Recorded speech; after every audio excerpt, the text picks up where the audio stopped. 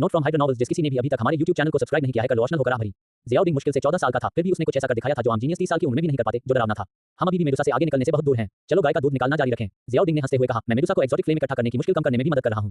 अगर exotic flame में intelligence होती और उसे पता होता कि आप उसका फायदा उठा रहे हैं, तो शायद वह पहले आपको मारने की कोशिश करती।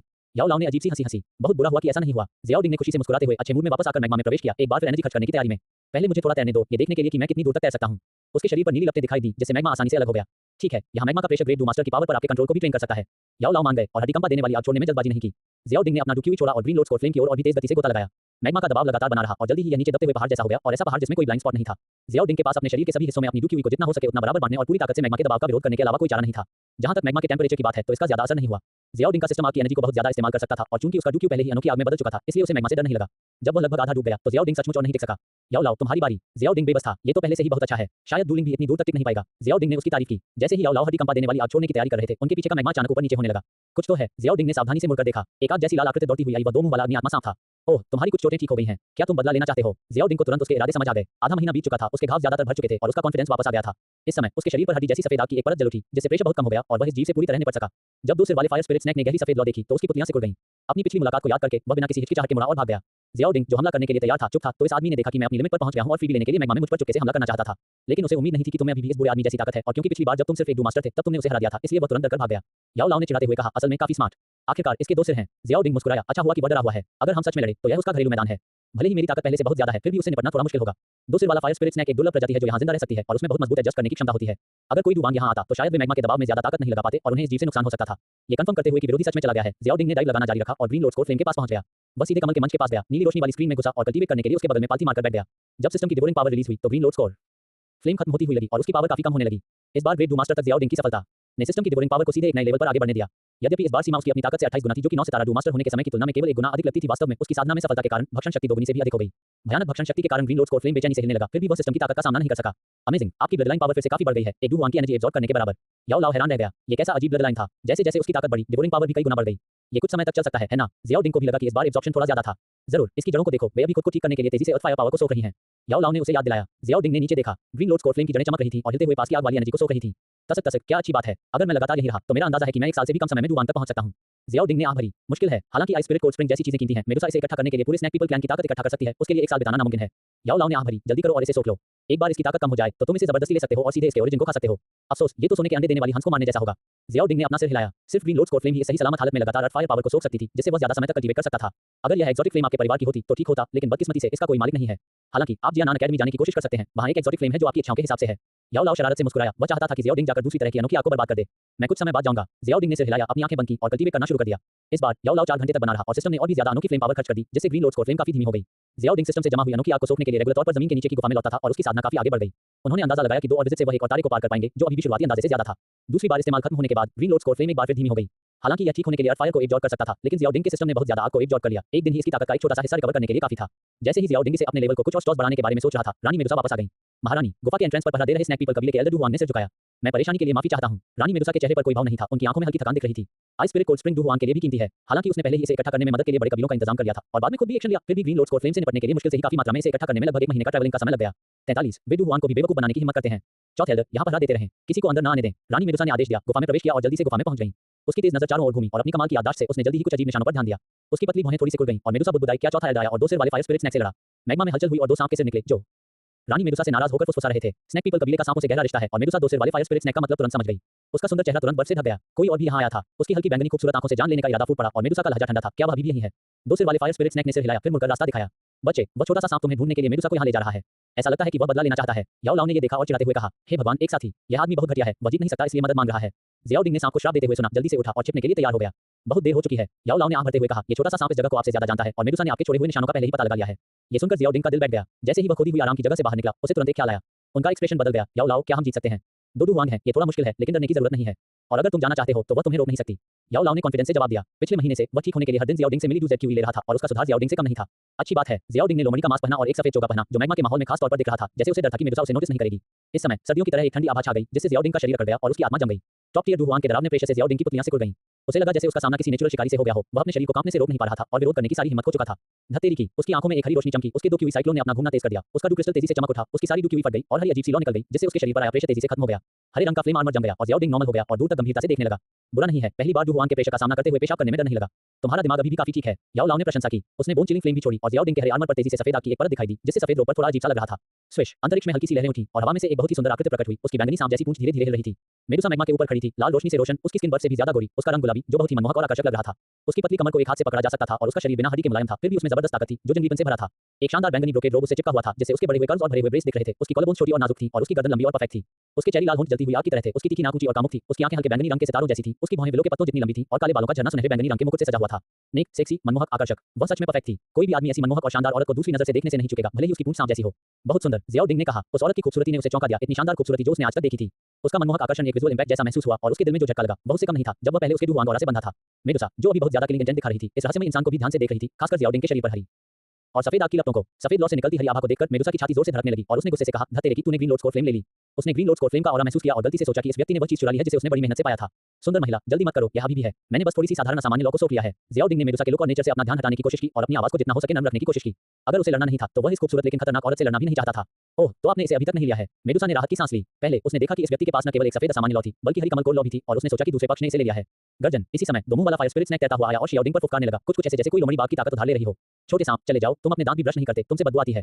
जियाओडिंग ने मुंह बनाया। अभी का दो सिर वाला फायर स्पिरिट स्नैक बहुत कमजोर था और अब मेडुसा के साथ उसकी बातचीत पर असर डालने के लायक नहीं था। तुम्हारी यह सफेद लौ भी एक अजीब लौ है ना?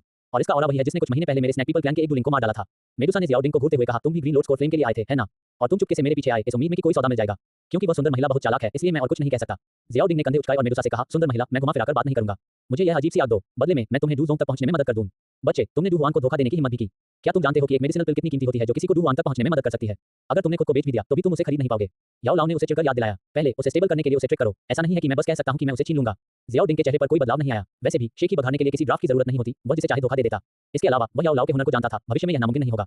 डू ज़ोंग को सफलता, मेडुसा बुदबुदाई, उसकी आंखों में चमक थी और उसकी सांसें तेज हो गईं। डू ज़ोंग, इस शब्द का नाम सुनते ही वह उत्साहित हो गई। इस व्यक्ति में सच में उसे आगे बढ़ने में मदद करने का कॉन्फिडेंस था। जियाओडिंग के शरीर पर अजीब सी आग को देखकर मेडुसा ने आंखें से खोल ली, तुम एक केमिस्ट हो। जहां तक मुझे पता है, जियामा एम्पायर में सबसे एडवांस केमिस्ट सिर्फ 6th रैंक का होता है। मुझे ब्रेक थ्रू में मदद करने के लिए कम से कम मशहूर ब्रेक सेक्ट या उतना ही कीमती खजाना चाहिए होगा। जियामा एम्पायर में ऐसा कोई नहीं है जो ऐसी चीज बना सके और अगर वे ऐसा कर भी लें तो वे उसे खुद ही खा लेंगे। हाँ, मैं 7वीं रैंक का अल्केमिस्ट हूं। आप इस पर विचार कर सकते हैं, आपको निश्चित रूप से कोई नुकसान नहीं होगा। मेडुसा की दिलचस्पी देखकर जियाओडिंग ने उसे धोखा देना जारी रखा। एक 7वीं रैंक का अल्केमिस्ट, वह यहाँ क्यों आएगा? मेडुसा ने जियाओडिंग की आंखों में देखा, ये समझने की कोशिश कर रही थी कि क्या वह सच कह रहा है। उसकी रौबदार और शानदार नजरों से घूरते हुए जियाओडिंग ने बिना कमजोरी दिखाए उसे देखा और लालच से उसके बेमिसाल खूबसूरत चेहरे की तारीफ की।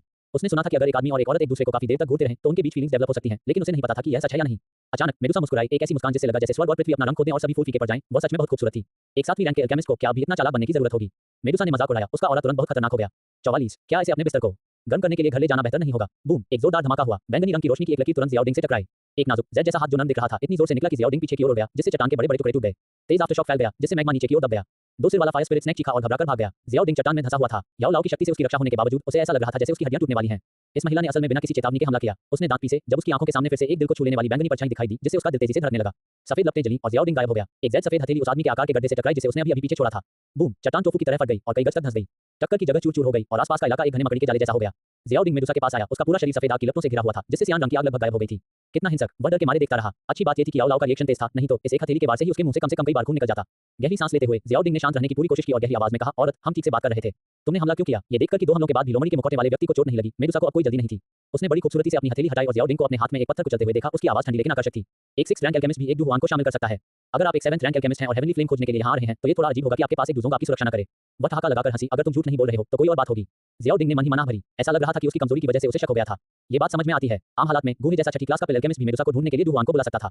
अकेले वह सच में 7वीं रैंक के अल्केमिस्ट के दर्जे के लायक नहीं था। मेडुसा ने अपनी सांप जैसी कमर हिलाई, उसकी लंबी पतली हरी प्याज जैसी सफेद उंगलियों से महीन रेत बह रही थी। और अगर तुम सच में 7वीं रैंक के अल्केमिस्ट भी हो तो भी तुम्हारे साथ ट्रेड करना बहुत खतरनाक है। मुझे दूसरों को पहल सौंपना पसंद नहीं है क्योंकि मुझे पक्का नहीं पता कि तुम कब मुझे सीधे मारने के लिए डू ज़ोंग को बुला लो। जैसा कि स्नैक पीपल कबीले की रानी से उम्मीद थी, तुम्हारी सोच काफी हावी है, लेकिन तुम बहुत ज्यादा सोच रही हो। मुझ में तुम्हारे जैसी खूबसूरत को मारने की हिम्मत नहीं होगी। ये देखकर कि वह उसे बेवकूफ नहीं बना सकता, जियाओडिंग का लहजा अच्छा नहीं था। क्या तुम्हें घर बुलाकर मेरा बिस्तर गर्म करना अच्छा नहीं होगा? मेडुसा की आंखें ठंडी हो गईं, लेकिन फिर उसने एक प्यारी सी मुस्कान दी। सिर्फ उस वाक्य के लिए, मैं आज तुम्हें नहीं मारूंगी। मैं तुम्हें अपने स्नैक पीपल ट्राइब में लिव इन दामाद बनने दूंगी। मैं आपके साथ पति पत्नी बनने के बारे में सोच सकता हूं। जियाओडिंग मुस्कुराया, ठीक है, हमारे स्नैक पीपल कबीले के रीति रिवाजों के अनुसार जब तक आप मुझे हरा सकते हैं, मेरे लिए आपकी औरत बनना नामुमकिन नहीं है। मेडुसा ने एक प्यारी सी मुस्कान दी, उसकी आंखें आकर्षण से भर गईं। इससे जियाओडिंग को गर्मी का एहसास हुआ, जैसे वह अपने शरीर के अंदर की आदिम शक्ति को मुश्किल से कंट्रोल कर पा रहा हो। उसी समय जियाओडिंग की आंखों में एक सफेद रोशनी चमक उठी। बच्चे, तुम उसके हनी ट्रैप में फंस गए हो। वह जानबूझकर तुम्हारा ध्यान भटकाने के लिए तुम्हें बहका रही है। याओ लाओ की आवाज जियाओडिंग के कान में पड़ी, जिससे उसका दिल जोर से धड़कने लगा। इसके साथ ही वह अचानक घुमा और एक मुक्का मारा। एक काली आकृति किसी अनजान समय पर जहरीले सांप की तरह चुपके से हमला करने की तैयारी में पास आ गई थी, जबकि यह व्यक्ति रानी के बहकावे में आकर ध्यान भटका रहा था। किसने सोचा होगा कि इस व्यक्ति को कोई फर्क नहीं पड़ा और उसने उसके आने पर ध्यान भी दिया, जिससे वह बहुत हैरान हुआ। बच्चे, मैं तुम्हें असली ऑक्टेन ब्लास्ट दिखाता हूं। याओ लाओ गर्व से बोला, जबकि उसकी हथेली में डू की हुई और स्वर्गीय ज्वाला एक के बाद एक परत चढ़ती जा रही थी और जोरदार प्रहार कर रही थी। सफेद सियान एनर्जी स्नैक पीपल कबीले के एल्डर की काली डू की से टकराए। बूम, जगह जोर से बिगड़ गई। स्नैक पीपल कबीले का एल्डर जिसने चुपके से हमला करने की कोशिश की थी चिल्लाया। अपनी ताकत को अपनी आंखों के सामने खत्म होते देखकर उसकी आंखें चौड़ी हो गईं। जबरदस्त ताकत के कारण उसने खून थूका और पीछे की ओर उड़ गया। बैंग बैंग बैंग, 8 हल्के धमाके हुए। ये snake people Du Huan 100 meter से ज्यादा पीछे जा गिरा और तब रुका जब उसने गुफा के दूसरी तरफ चट्टान पर एक गड्ढा तोड़ दिया। मलबा हवा में उड़ गया और तेज एनर्जी ने इलाके को तबाह कर दिया। हवा के दबाव ने मैग्मा में एक खाई बना दी और भयानक विनाशकारी ताकत ने नदी के किनारे उभरी हुई चट्टानों की एक परत हटा दी। स्नैक पीपल डू हुआन कुछ देर तक हिले नहीं, साफ तौर पर बुरी तरह घायल थे और आगे लड़ने में असमर्थ थे। जब याओ लाओ ने अपना कदम बढ़ाया तो मेडुसा ने भी कोई हिचकिचाहट नहीं दिखाई। बस सीधे जियाओ डिंग के सामने आ गई। उसकी ठंडी बैंगनी डू क्यूई ने पहले ही उसे घेर लिया था। याओ लाओ जिसने अभी डू हुआन को पीछे हटाने के लिए अपनी पूरी ताकत लगाई थी, उसमें मेडुसा से भिड़ने की ताकत नहीं थी, जो से एक लेवल ज्यादा ताकतवर थी। वह मेडुसा के हमले को रोकने के लिए सिर्फ जियाओ डिंग के हाथों को कंट्रोल कर सकता था। टकराना, जियाओ डिंग फिर से वापस उड़ गया, सीधे मैग्मा से टकराया और 10 मीटर से ज्यादा नीचे धंस गया, जिससे पिघली हुई चट्टान की एक बड़ी लहर उठी। उसके हाथों पर लगी दो तरह की हेवनली फ्लेम बैंगनी डू क्यूई से परत दर परत कट गई और उसका डू क्यूई आर्मर तुरंत टूट गया। बची हुई ताकत ने जियाओ डिंग के ब्रॉन्ज रंग के हाथों पर 2 बैंगनी निशान छोड़ दिए। बड़ा नुकसान होने के बावजूद याओ लाओ नहीं रुका। वह मेडुसा के अगले हमले से बचने के लिए मैग्मा से टकरा गया। उससे ठेस पहुंचती है। जियाओ डिंग के मुंह से खून बहने लगा। मेडुसा का अभी किया गया पूरी ताकत वाला वार ऐसा था जिसे याओ लाओ की ताकत भी पूरी तरह रोक नहीं पाई। अच्छी बात ये थी कि उसकी साधना और शारीरिक शरीर ठीक था। उसने सिर्फ खून थूका और उसे ज्यादा चोट नहीं लगी। मैंने अभी भी उसे नीचे नहीं गिराया। मेडुसा ने थोड़ी आह भरी जब उसका पीछा नाकाम हो गया। इस व्यक्ति के रिएक्शन और लड़ने की आदत बहुत अनुभवी थी। वह बस थोड़ी हैरान थी। उसने अभी जानबूझकर अपना नेचुरल चार्म दिखाया था, जिससे सच में उस आदमी का ध्यान भटक गया था। वह अभी भी चुपके से हुए हमले से कैसे बच सकता था और चौथे एल्डर को बुरी तरह घायल करने के लिए कैसे मोड़ सकता था। उसे नहीं पता था कि जियाओ डिंग को याओ लाओ की मदद मिली थी। उसे लगा कि उसने जानबूझकर ऐसा किया है। वह उसके दूसरे डू हुआन हेल को खत्म करना चाहता था। जियाओ डिंग ने मुंह भर खून थूका जो फुफकारता हुआ मैग्मा में उड़ गया। अपना हाथ पकड़ते हुए जो ऐसा लग रहा था कि टूटने वाला है, उसने शिकायत की, जैसा कि उम्मीद थी, खूबसूरत औरतें बहुत खतरनाक होती हैं और बहुत बेरहम भी। मेडुसा का चेहरा ठंडा था। भले ही तुमने कुछ समय के लिए मेरे हेल को मार गिराया हो, मैं तुम्हें यहाँ से बाहर नहीं जाने दूंगी। वह पहले ही इस आदमी की हिम्मत परख चुकी थी। हेवनली फ्लेम के अलावा जिससे वह सावधान हो गई थी, उसकी ताकत उसके बराबर नहीं थी। जब तक वह दूसरे एल्डर्स के आने तक इंतजार करती रही, वह नहीं जा पाएगा। अगर तुम कोशिश नहीं करोगे तो तुम्हें कैसे पता चलेगा। जियाओ डिंग मुड़ा और भाग गया। मेडुसा और भी तेज थी। उसने उन्हें पकड़ लिया और उन पर कई हमले किए। बूम बूम बूम, दोनों के बीच टक्कर की वजह से गुफा में लगातार दरारें पड़ रही थी। चट्टान के बड़े बड़े टुकड़े गिर रहे थे और मैग्मा लगातार घूम रहा था। जियाओ डिंग ने सिर्फ बचाव किया और हमला नहीं किया, बाहर की ओर बढ़ने का मौका पाकर। बड़ी मुश्किल से वह रास्ते से बाहर निकला और बाहर पहुंच गया।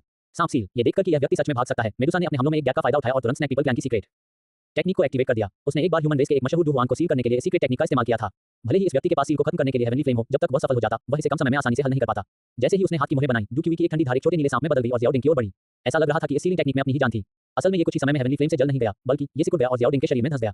45 सील करें और हिलाएं। अरे यार, मैं हाई बोर्डों जैसा नहीं बनना चाहता। जियाओ डिंग का एक्सप्रेशन बदल गया और उसने विरोध करने के लिए अपनी सारी पावर, खासकर ग्रीन लोड्स कोर फ्लेम का इस्तेमाल किया। लेकिन उसकी ताकत डू सम्राट की ताकत का मुकाबला कैसे कर सकती थी। वह जरा से छूने पर ही टूट जाती थी और सिर्फ हेवनली फ्लेम ही थोड़ी देर और टिक पाती थी। बोन चिलिंग फ्लेम को बचाव के लिए वापस बुलाया गया, लेकिन मेडुसा के अगले हमले ने हमला कर दिया।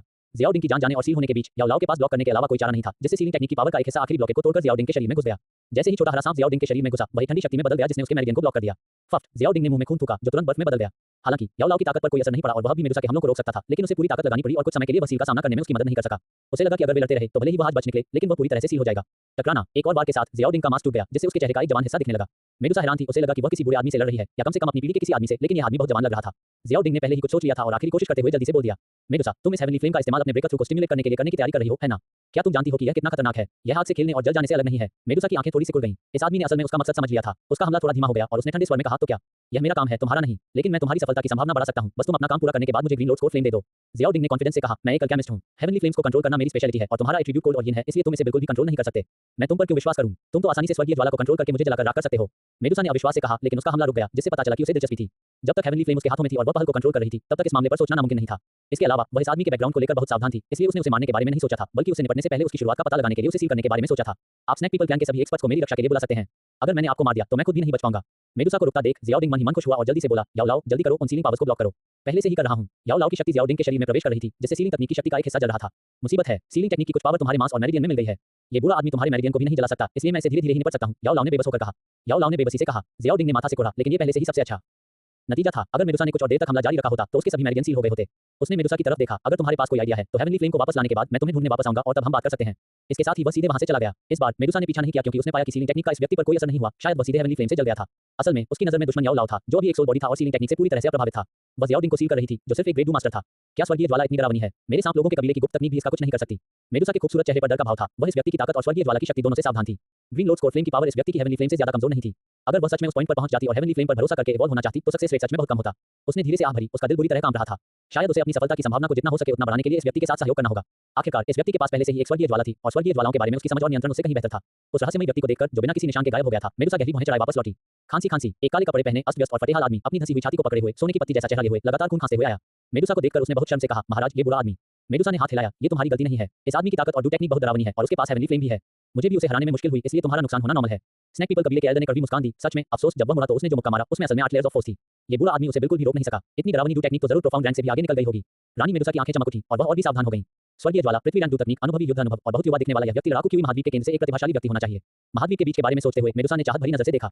बदकिस्मती से वह स्नैक पीपल कबीले की रानी थी और ताकतवर दुश्मन हर तरफ से उस पर नजर रखे हुए थे, जिससे उसका भागना नामुमकिन हो गया था। उसने एक हीलिंग मेडिसिनल पिल निकाली। तुम यहीं ठीक हो जाओ, थर्ड एल्डर जल्द ही यहाँ आएगा। उस इंसान को वापस आने की हिम्मत नहीं करनी चाहिए। हाँ, स्नैक पीपल कबीले के चौथे एल्डर ने आह भरी। वह स्नैक पीपल कबीले के आखिरी लोगों में से एक था और आमतौर पर तब तक नहीं दिखता था जब तक कि कबीले को खत्म करने का कोई संकट न हो। इस बार रानी ने उसे जबरदस्ती यहाँ आने का ऑर्डर दिया था और उसे उम्मीद नहीं थी कि उसे इतनी डरावनी दुनिया का सामना करना पड़ेगा। ऐसा लग रहा था कि लंबे समय तक लड़ाई न करने के बाद वह थोड़ा पीछे हट गया था। चौथे एल्डर के ठीक होने के लिए मेडिसिनल पिल लेने के बाद मेडुसा ने भी अपनी लड़ने की चीख को ठीक करने के लिए एक मेडिसिनल पिल ली।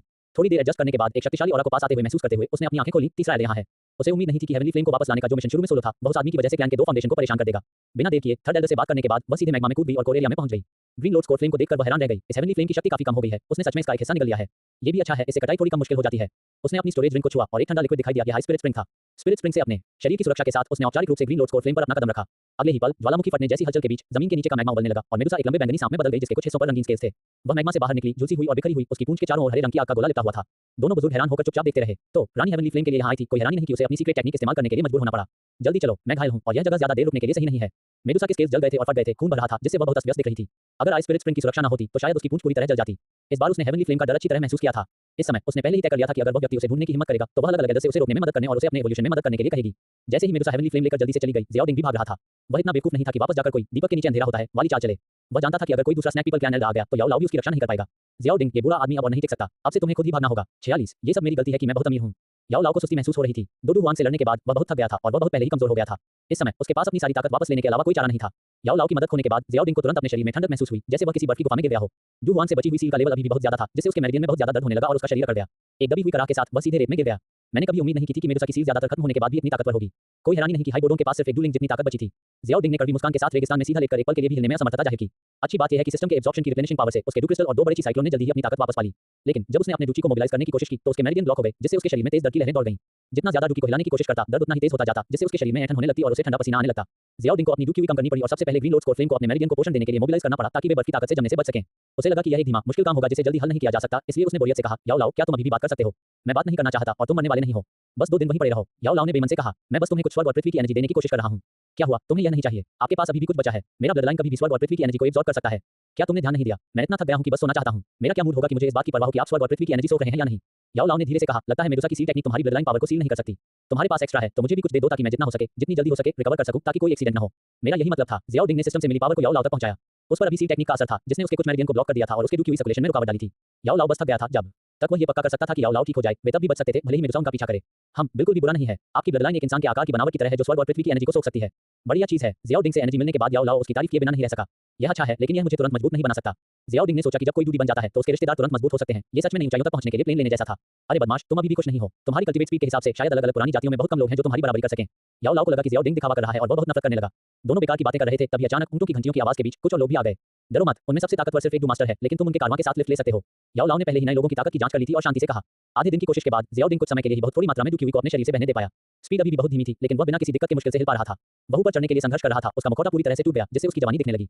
कौन है वहाँ? 20 से ज्यादा लोगों का एक ग्रुप वहाँ आया। ज़ियाओडिंग के अचानक आने से वे अलर्ट हो गए क्योंकि उन्हें लगा कि वह कोई दुश्मन है जो उन पर हमला करने की तैयारी कर रहा है।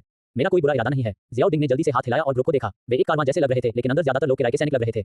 उसे हैरानी इस बात की थी कि वहाँ स्नैक पीपल भी थे, लेकिन वे कैदी वैगन जैसी किसी चीज में बंद थे। अजीब बात है, सिर्फ स्नैक पीपल ही अंदर बंद नहीं थे, असल में इंसानी लड़कियां भी थीं। ज़ियाओडिंग ने भौहें चढ़ाईं। क्या ये लोग गुलामों के व्यापारी हो सकते हैं? तुम छोटे बदमाश जो बहुत चालाकी कर रहे हो, क्या तुम मौत ढूंढ रहे हो? ली डू मास्टर की छाती पर निशान था। वह बिना कपड़ों के था और उसका चेहरा चर्बी से भरा हुआ था। उसने ज़ियाओडिंग को बेरुखी से देखा। एक मामूली डू प्रैक्टिशनर और तुम हमें रोकने की हिम्मत कर रहे हो। क्योंकि उनके शरीर में डूकी हुई ज़ियाओडिंग की मात्रा बहुत कम थी, इसलिए उन्हें ज़ियाओडिंग एक शुरुआती डू प्रैक्टिशनर से ज्यादा कुछ नहीं लगा, जिससे कोई असली खतरा नहीं था। आपको घबराने की जरूरत नहीं है, मैं बस लिफ्ट लेना चाहता हूँ। ज़ियाओडिंग ने कंधे उचकाए। तुम कहीं भी जा रहे हो, मुझे अपने साथ ले चलो। मैं तुम्हें पैसे दूंगा। क्या हम ऐसा कर सकते हैं? वह रेगिस्तान में और नहीं रहना चाहता था। उसे डर था कि कहीं उसका सामना स्नैक पीपल कबीले के एक्सपर्ट से न हो जाए। इसकी जरूरत नहीं होगी, आपका पैसा पहले से ही हमारा है। एक और ठंडे दिखने वाले 4 स्टार डू मास्टर के चेहरे पर खून का प्यासा भाव था। बच्चा, क्या तुम जानते हो कि हमें ये स्नैक पीपल और ये छोटी लड़कियां कैसे मिली? हमने उन सबको लूटा है। एक बार जब हम उन्हें वापस ले लेंगे और स्नैक पीपल को बेच देंगे तो बहुत बड़ा प्रॉफिट होगा। क्या तुम्हें सच में लगता है कि हमें उस थोड़े से ट्रैवल मनी की परवाह है जो तुम दे रहे हो? ज़ियाओडिंग एक पल के लिए हैरान रह गया। ऐसा लग रहा था कि उसका सामना डाकुओं के एक ग्रुप से हुआ था, जिन्हें अमीर बनने के लिए मारना और लूटना पसंद था। उसने कंधे उचकाए। मैं लड़ना नहीं चाहता, बस मुझे बंद कर दो और बेच दो। ज़ियाओडिंग के मेरिडियंस में हर जगह दर्द हो रहा था और वह सच में लड़ना नहीं चाहता था, बल्कि इनह्यूमन ट्रैफिकर्स के हाथों पकड़ा जाना पसंद करता था। छी, हमें मर्द नहीं चाहिए। तुम जैसे घटिया आदमी को कौन खरीदेगा? ठंडे चेहरे वाले डू मास्टर ने मजाक उड़ाया, जिससे बाकी लोग जोर से हंस पड़े। हाँ, ये बदमाश बहुत डरपोक है। इसने संघर्ष भी नहीं किया। क्या वह अपनी मर्जी से हमारे कैदी पिंजरे में घुसना चाहता था? सच में यह एक अनोखा नजारा है। ये पहली बार है जब मेरा सामना ऐसे का ऐसे हुआ है। अलग-अलग तरह के मजाक सुनकर याओ लाओ ने मन ही मन मजाक उड़ाया। बच्चा, तुम्हें रिजेक्ट कर दिया गया है ना? तुम फ्री राइड चाहते थे, लेकिन वे तुम्हें मौका भी नहीं देंगे। जियाओडिंग का चेहरा काला पड़ गया। असल में लोग उसे नीची नजर से देख रहे थे, इसलिए उसने होंठ सिकोड़ लिए। तुम लोगों को दिखता भी नहीं कि मैं कितना हैंडसम हूँ। शायद कोई अमीर औरत मेरे जैसे मर्दाना और हैंडसम जवान लड़के को पसंद करेगी। हंसी का एक और दौर शुरू हो गया। शीशे से जख्मी डू मास्टर बहुत खुश हुआ और जियाओडिंग को मारने में उसकी दिलचस्पी खत्म हो गई। उसने नफरत से कहा, तुम्हारे पास जो कुछ भी है, उसे सौंप दो, सिर्फ अपनी अंडरपैंट छोड़ दो और फिर खुद पिंजरे में घुस जाओ। क्या ये बहुत कम नहीं है? जियाओडिंग ने अपना हाथ उठाया, जिससे उसकी उंगलियों में कई स्टोरेज रिंग दिखी। क्योंकि उसके पास एडवांस स्टोरेज रिंग नहीं थी, इसलिए जियाओडिंग ने कई रिंग पहनी, जिनमें से हर एक में अलग-अलग चीजें भरी हुई थी। हंसती हुई भीड़ तुरंत मोहित हो गई और उनके हाव भाव लालची हो गए। स्टोरेज रिंग्स खुद बहुत महंगी थी और इस बच्चे के पास इतनी सारी रिंग्स होने का मतलब था कि उसका बैकग्राउंड पक्का आसान नहीं था। उन्होंने एक दूसरे को देखा और एक बार फिर जान से मारने का इरादा सामने आ गया। ये बदमाश जरूर किसी बड़ी ताकत से आया होगा। हम इसे जिंदा नहीं छोड़ सकते, नहीं तो मुसीबत हो जाएगी। ली डू मास्टर एक लंबी ब्लेड लेकर जियाओडिंग की ओर बढ़ा। बच्चा, मैं शुरू में तुम्हारी जान बख्शने का सोच रहा था ताकि देख सकूं कि क्या मैं तुम्हें बेचकर मार्केट बढ़ा सकता हूं, लेकिन क्योंकि तुम इतने अमीर हो, इसलिए किसी भी परेशानी से बचने के लिए मुझे तुम्हारा शरीर खत्म करना होगा। जियाओडिंग ने लोगों को बुरी तरह मुस्कुराते हुए देखा। उनमें से किसी की भी आंखों में लालच और जान से मारने का इरादा नहीं था। उसने आंख भरते हुए कहा, ये सब इसलिए है क्योंकि मैं बहुत अमीर हूं और इससे तुम सब डर गए हो। बॉस, ये बच्चा अजीब है। ये देखकर कि जियाओडिंग ने ऐसे समय में भी बिना किसी घबराहट या डर के ऐसी बातें कहने की हिम्मत की, ठंडे चेहरे वाले डू मास्टर को तुरंत एहसास हो गया कि कुछ गड़बड़ है। तुम्हारी फीलिंग सही है, मैं सच में अजीब हूं। तुम मुझे बस घुमाने ले जा सकते थे और थोड़ी ट्रैवल फीस ले सकते थे, लेकिन तुमने बहुत ज्यादा प्रॉफिट वाला बिजनेस करने पर जोर दिया। क्या तुम्हें नहीं पता कि ऐसे काम करके आखिर में तुम्हें मुश्किल में पड़ना पड़ेगा? जियाओडिंग ने इस डू मास्टर को देखा, बिना किसी भाव के कहा और अपनी मुट्ठियां भींच लीं। डू क्यूई का इस्तेमाल करना बहुत दर्दनाक है, इसलिए मैं तुम सबको सिर्फ फिजिकल बॉडी स्ट्रेंथ से खत्म करने की कोशिश करूंगा। 47 हत्याओं का सिलसिला शुरू करो, लेकिन डू मास्टर को लगा कि यह जवान आदमी काफी अजीब है, इसलिए उसने अपने 3 डू प्रैक्टिशनर साथियों को इशारा किया। जियाओडिंग को ठंडी नजर से देखा और हाथ हिलाकर कहा, जाओ और इसके टुकड़े टुकड़े कर दो।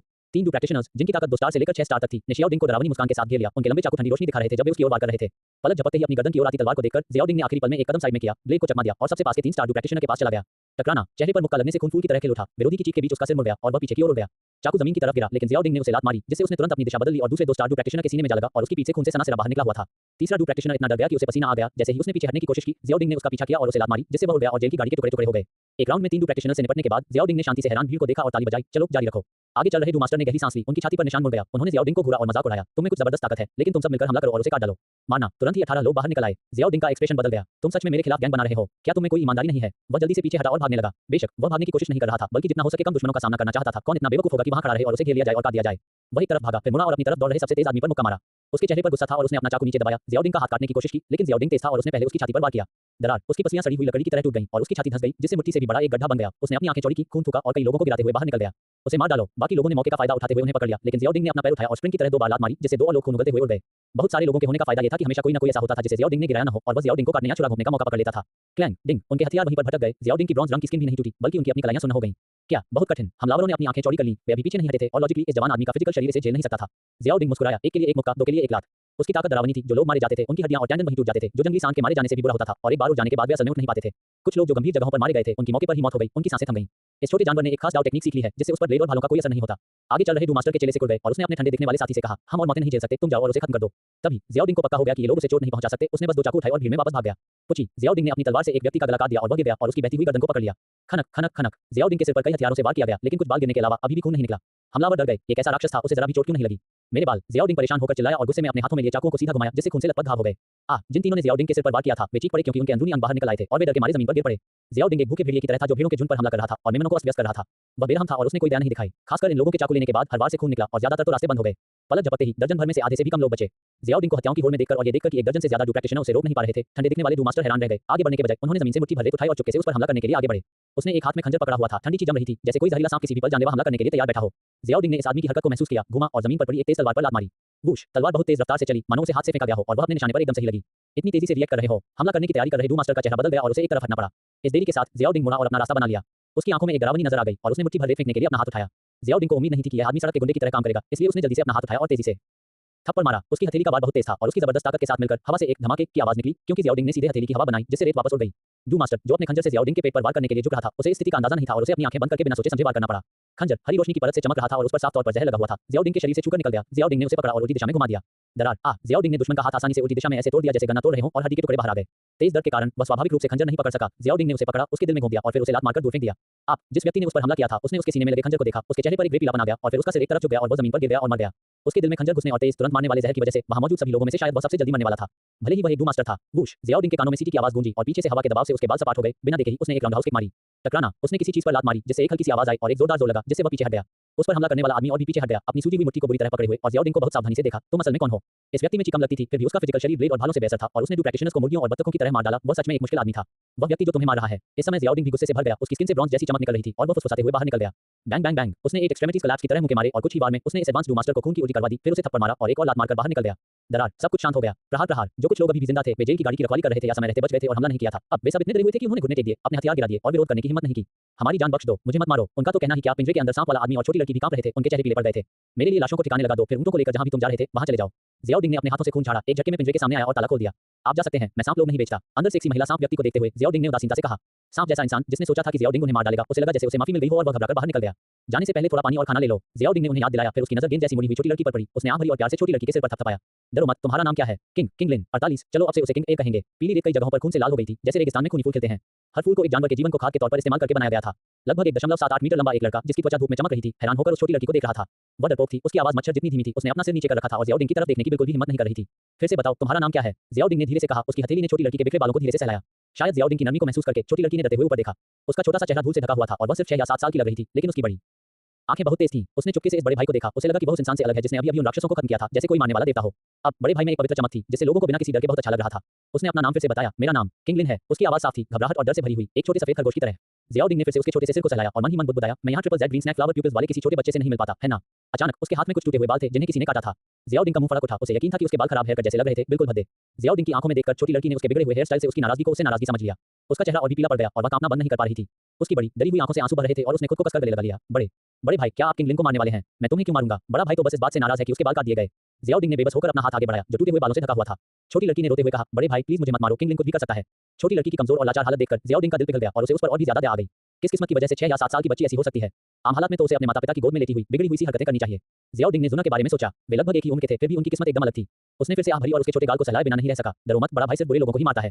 धन्यवाद बड़े भाई। किंगलिन इतनी हंसी की रो पड़ी। ज़ियाउद्दीन ने उसकी पीठ थपथपाई। मुड़कर बचे हुए मानव तस्करों से रूखेपन से कहा, इस छोटी लड़की के साथ क्या हो रहा है? माय लॉर्ड, उसे प्योर ह्यूमन रेस नहीं माना जाता। वह ह्यूमन रेस और स्नैक पीपल क्लैन की मेंबर से पैदा हुआ पापी खून है। स्नैक पीपल क्लैन उसे घटिया समझता है और हमारी ह्यूमन रेस भी उसे नीची नजर से देखती है, इसलिए हमने उसे एक अमीर आदमी को नौकरानी के तौर पर बेचने के बारे में सोचा। कुछ अटकते हुए शब्दों से ज़ियाउद्दीन की आंखें चमक उठीं। वह असल में किंगलिन को ढूंढ रहा था, न कि उसी नाम वाले किसी को। ये सुनकर किंगलिन का चेहरा, जो अभी-अभी इसलिए खुश था क्योंकि उसे मरना नहीं था, फिर से फीका पड़ गया। उसने अपना सिर नीचे किया और फिर से सिकुड़ गई और अपने फटे पुराने कपड़ों से अपनी बाहें और गर्दन ढकने लगी। वह परछाइयों में सिमटती हुई सी लग रही थी, उन पलों में लौट रही थी जब उसे बचपन से ही अनगिनत बार ठंडी नजरों से देखा गया था और दूसरों ने उसे ठुकराया था। उसकी मां को स्नैक पीपल कबीले ने पकड़ लिया था और वह गलती से पैदा हुई थी। लेकिन जिस पल उसे होश आया, उसे पता चल गया कि वह एक अनोखी चीज है, एक ऐसी अनोखी चीज जिससे हर कोई नफरत करता है। ज़ियाउद्दीन ने किंगलिन को देखा, जिसकी आंखें धुंधली और आंसुओं से भरी थीं और उसे कुछ ऐसे किरदार दिखाई दिए जो उसने अपनी पिछली जिंदगी में एनीमे में देखे थे। उसने उसे अपनी बाहों में भर लिया। किंगलिन का शरीर कांप उठा और उसने ऊपर देखा तो ज़ियाउद्दीन की गंभीर नजरें देखीं। कुछ लोग तुम्हें नीची नजर से देख सकते हैं, लेकिन इसमें मैं शामिल नहीं हूं। मुझे लगता है कि तुम बहुत प्यारे हो। ज़ियाउद्दीन ने किंगलिन के सिर पर हाथ फेरा और उसकी आस्तीन पीछे खींची, जिससे उसकी बर्फ जैसी सफेद बांह पर सुंदर नाजुक हरे रंग के स्केल्स दिखने लगे। वे बहुत सुंदर हैं, उनमें घिन आने लायक कुछ भी नहीं है। ज़ियाउद्दीन के चेहरे पर शांति थी जब उसने किंगलिन से कहा, अब से तुम मेरे पीछे आओगी और मेरी पसंद में बनोगी। लेकिन ये नाम बहुत अच्छा नहीं लग रहा है। कैसा रहेगा अगर तुम अब से किंग ए कहलाओ? किंग ए, किंगलिन ने धीरे से कहा। उसकी धुंधली आंखों की गहराई से एक रोशनी निकली। 3 छोटे हरे डॉट्स दिखाई दिए, घूमते हुए एक अजीब सी खूबसूरती का एहसास दे रहे थे। Sharingan, oh no, triple Z green snake flower pupils awakening. Ziauddin ने खुद से कहा, बच्चे, ये लड़की सीधी-सादी नहीं है। टीएस, तुम्हारी किस्मत कैसी खराब है। तुम बस एक ऐसी लड़की से मिल गए जिसके पास एक खास टैलेंट है। याओ लाओ जवाब देने से खुद को रोक नहीं सका। क्या किस्मत है, इसे कहते हैं हाथ पार करने के बाद चीजें ठीक हो जाती हैं। कुछ समय पहले ही मेडुसा ने मुझे घायल कर दिया था। ज़ियाउद्दीन ने चुपके से जवाब दिया, और मुझे सच में इस लड़की के लिए बुरा लग रहा है। चाहे उसमें टैलेंट हो या ना हो, मैं उसे अकेला नहीं छोड़ सकता।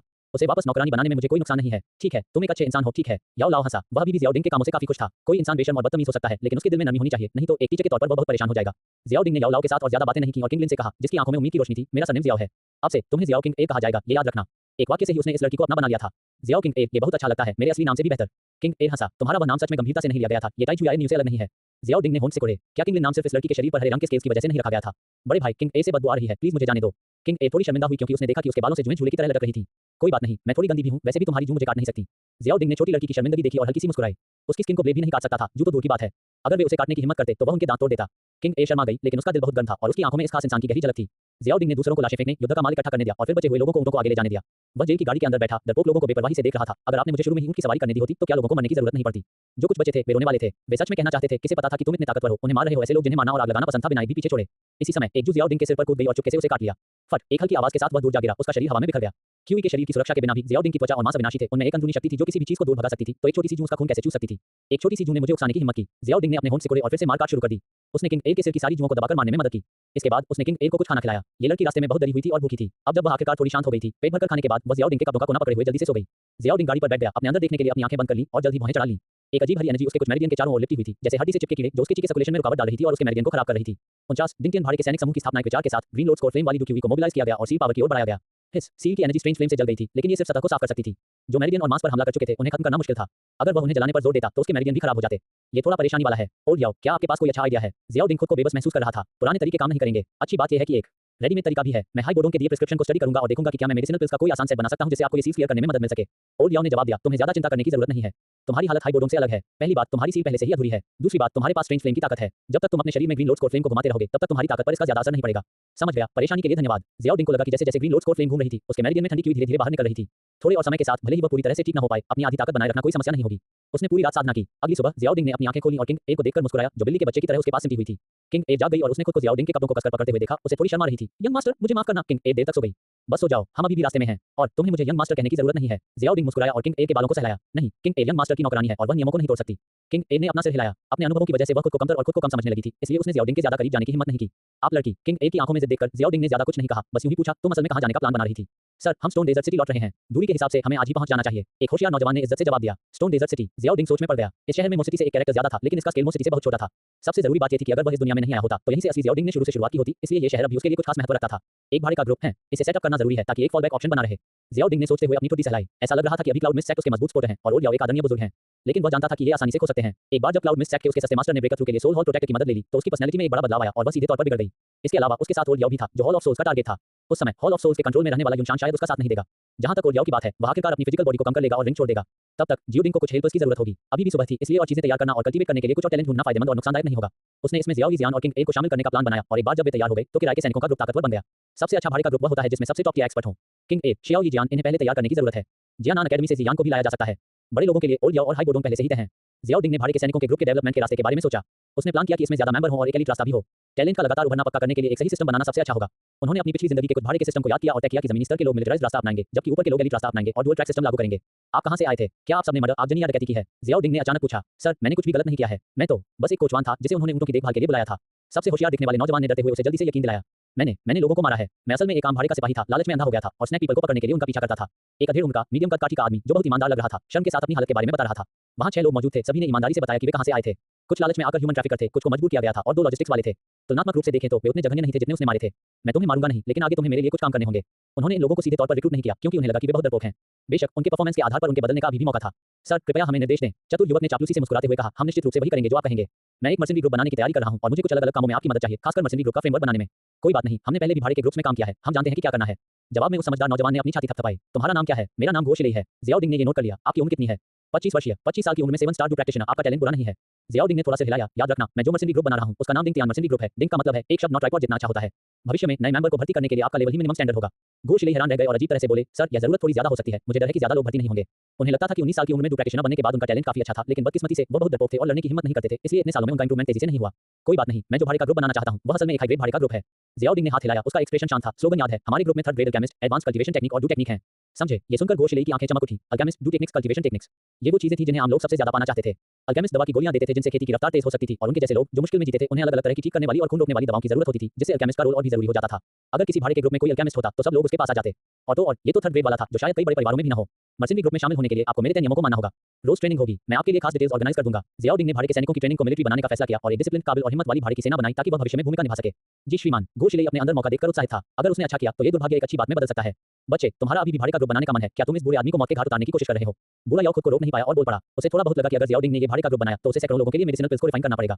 क्या मैं उस तरह का इंसान हूं जो बुजुर्गों के साथ बुरा बर्ताव करता है? मैं बस अपनी अल्केमी की प्रैक्टिस करने का मौका ढूंढ रहा हूं। आखिर मैं जल्द ही 3rd ग्रेड अल्केमिस्ट बन जाऊंगा और मैं ही उनके लिए मेडिसिनल पिल्स को रिफाइन करूंगा। जियाओ डिंग हंसा। बेशक एडवांस मेडिसिनल पिल्स के लिए यह अभी भी तुम्हें ही होना चाहिए। बुरे आदमी, यही तुम्हारी हैसियत के हिसाब से सही है। बुरे याओ ने चिढ़ाते हुए कहा, बच्चे, तुम जो कह रहे हो उसका मतलब है कि इस बुरे आदमी से अभी भी कड़ी मेहनत करवानी है। 50 पुरानी जगह पर लौटना, कभी-कभी थोड़ी एक्सरसाइज करना फिजिकल और मेंटल हेल्थ के लिए अच्छा होता है। जियाओ डिंग हंसा। क्या तुम सच में एक भाड़े का ग्रुप बनाने जा रहे हो? बुरे याओ ने कुछ विरोध किया। इस बुरे आदमी को लगता है कि आपको सिर्फ अपनी साधना पर ध्यान देना चाहिए। ऐसे मामलों में समय बर्बाद करने की कोई जरूरत नहीं है। मैं समझता हूं, लेकिन मुझे अपने लिए एक बैकअप प्लान रखना होगा। इसके अलावा मैंने प्रैक्टिस करते हुए काफी मेडिसिनल पिल्स को रिफाइन किया है। अगर मैं उन्हें एक साथ बेच दूंगा तो एक शहर इतना ज्यादा नहीं ले पाएगा। बेहतर है कि मैं उन्हें अंदर ही इस्तेमाल करूं और साथ में कुछ लोगों को भी सिखाऊं। इसके अलावा मैं इस पर ज्यादा समय नहीं लगाऊंगा। मैं कड़े नियम बनाऊंगा और अपने करीबी लोगों को जिम्मेदारी संभालने दूंगा। जियाओ डिंग ने समझाया। वह इस भाड़े के ग्रुप को मैनेज करने के लिए अपने दूसरे भाई शियाओली को देना चाहता था। जब तक आपके पास कोई प्लान है, ये बुरा आदमी इसके बारे में आगे बात नहीं करेगा। ओल्ड याओ असल में ये कहना चाहते थे कि उनके पास अपनी एक पावर है जिसे बच्चे को भविष्य में मैनेज करना होगा, लेकिन उसकी अभी की हालत थोड़ी अजीब थी और वह जिंदा वापस आ पाएगा या नहीं, यह अभी भी एक सवाल था, इसलिए उसने और दखल नहीं दिया। जियाओ डिंग ने कंधे उचकाए। भाड़े के सैनिकों का ग्रुप जल्द ही अपना काम करेगा। सील की समस्या हल हो जाने के बाद हम मेडुसा को ढूंढेंगे और देखेंगे कि क्या हमें ग्रीन लोड स्कोर फ्लेम मिल सकती है। उस समय हमें स्नैक पीपल कबीले की स्थिति का पता लगाने में मदद के लिए कुछ लोगों की जरूरत होगी ताकि संभावित खतरों से बचा जा सके। हमें सच में सावधान रहना होगा। उस औरत के साथ ट्रेड करने के लिए इस बुरे आदमी की ताकत को ठीक होते रहना होगा। इसमें कम से कम 3 महीने और लगेंगे। बुरे याओ का स्वर गंभीर हो गया। समय बिल्कुल सही है, तब तक मेरे इन्फॉर्मर्स का नेटवर्क बन जाना चाहिए। जियाओ डिंग ने सिर हिलाया और अचानक दूर देखा। चमकते रेगिस्तान के ऊपर एक बहुत बड़ा शहर दिखाई दिया जो किसी पुराने जानवर की तरह दुबका हुआ था। हे प्रभु, हम लगभग पहुंच ही गए हैं। गो शिलेई उत्सुकता से उसे याद दिलाने के लिए आया। अपने साथियों की छोड़ी हुई चीजें ले लो, उन्हें बेचकर जमीन का एक टुकड़ा खरीद लो जो हमारे पैर जमाने के लिए काम आए। जियाओडिंग ने बहुत सारी चीजें निकाली जो सभी युद्ध में लूटी गई थी। गो शिलेई और दूसरों के दिल की धड़कनें तेज हो गईं जब उन्होंने अपने सामने जानी पहचानी चीजों को देखा। ये उनके पुराने साथियों का सामान था और अब उन्हें खुद ही इसे बेचना पड़ रहा था। ये काफी अजीब लगा, हालांकि इस आदमी के सामने उनमें से किसी ने भी आपत्ति जताने की हिम्मत नहीं की। 2 महीने बाद मोसिटी के सबसे पश्चिमी किनारे पर एक जमीन के टुकड़े पर 20 से ज्यादा लोग ट्रेनिंग ले रहे थे। मुट्ठी की ड्रिल शुरू करो। ये लोग एक जैसे और बहुत जोशीले थे। ये रोजाना की ट्रेनिंग से पहले की वार्म अप एक्टिविटी थी। इसके बाद उन्होंने पंच, स्पैरिंग और फिर अलग अलग तरह की वेट बेयरिंग, स्ट्रेंथ और एंड्योरेंस ट्रेनिंग की प्रैक्टिस शुरू की। हाइबोडोंग चौक से थोड़ी दूर एक लाउंज कुर्सी पर बैठा था। उसकी आंखों में शक था, इस बच्चे ने इतनी सिस्टमैटिक ट्रेनिंग का तरीका कहां से सीखा। ये बहुत अनोखा लगता है। उसे नहीं पता था कि ये दूसरी दुनिया में कई सालों में बताया गया आसार था। यह आसान लग रहा था, फिर भी ये बहुत असरदार था।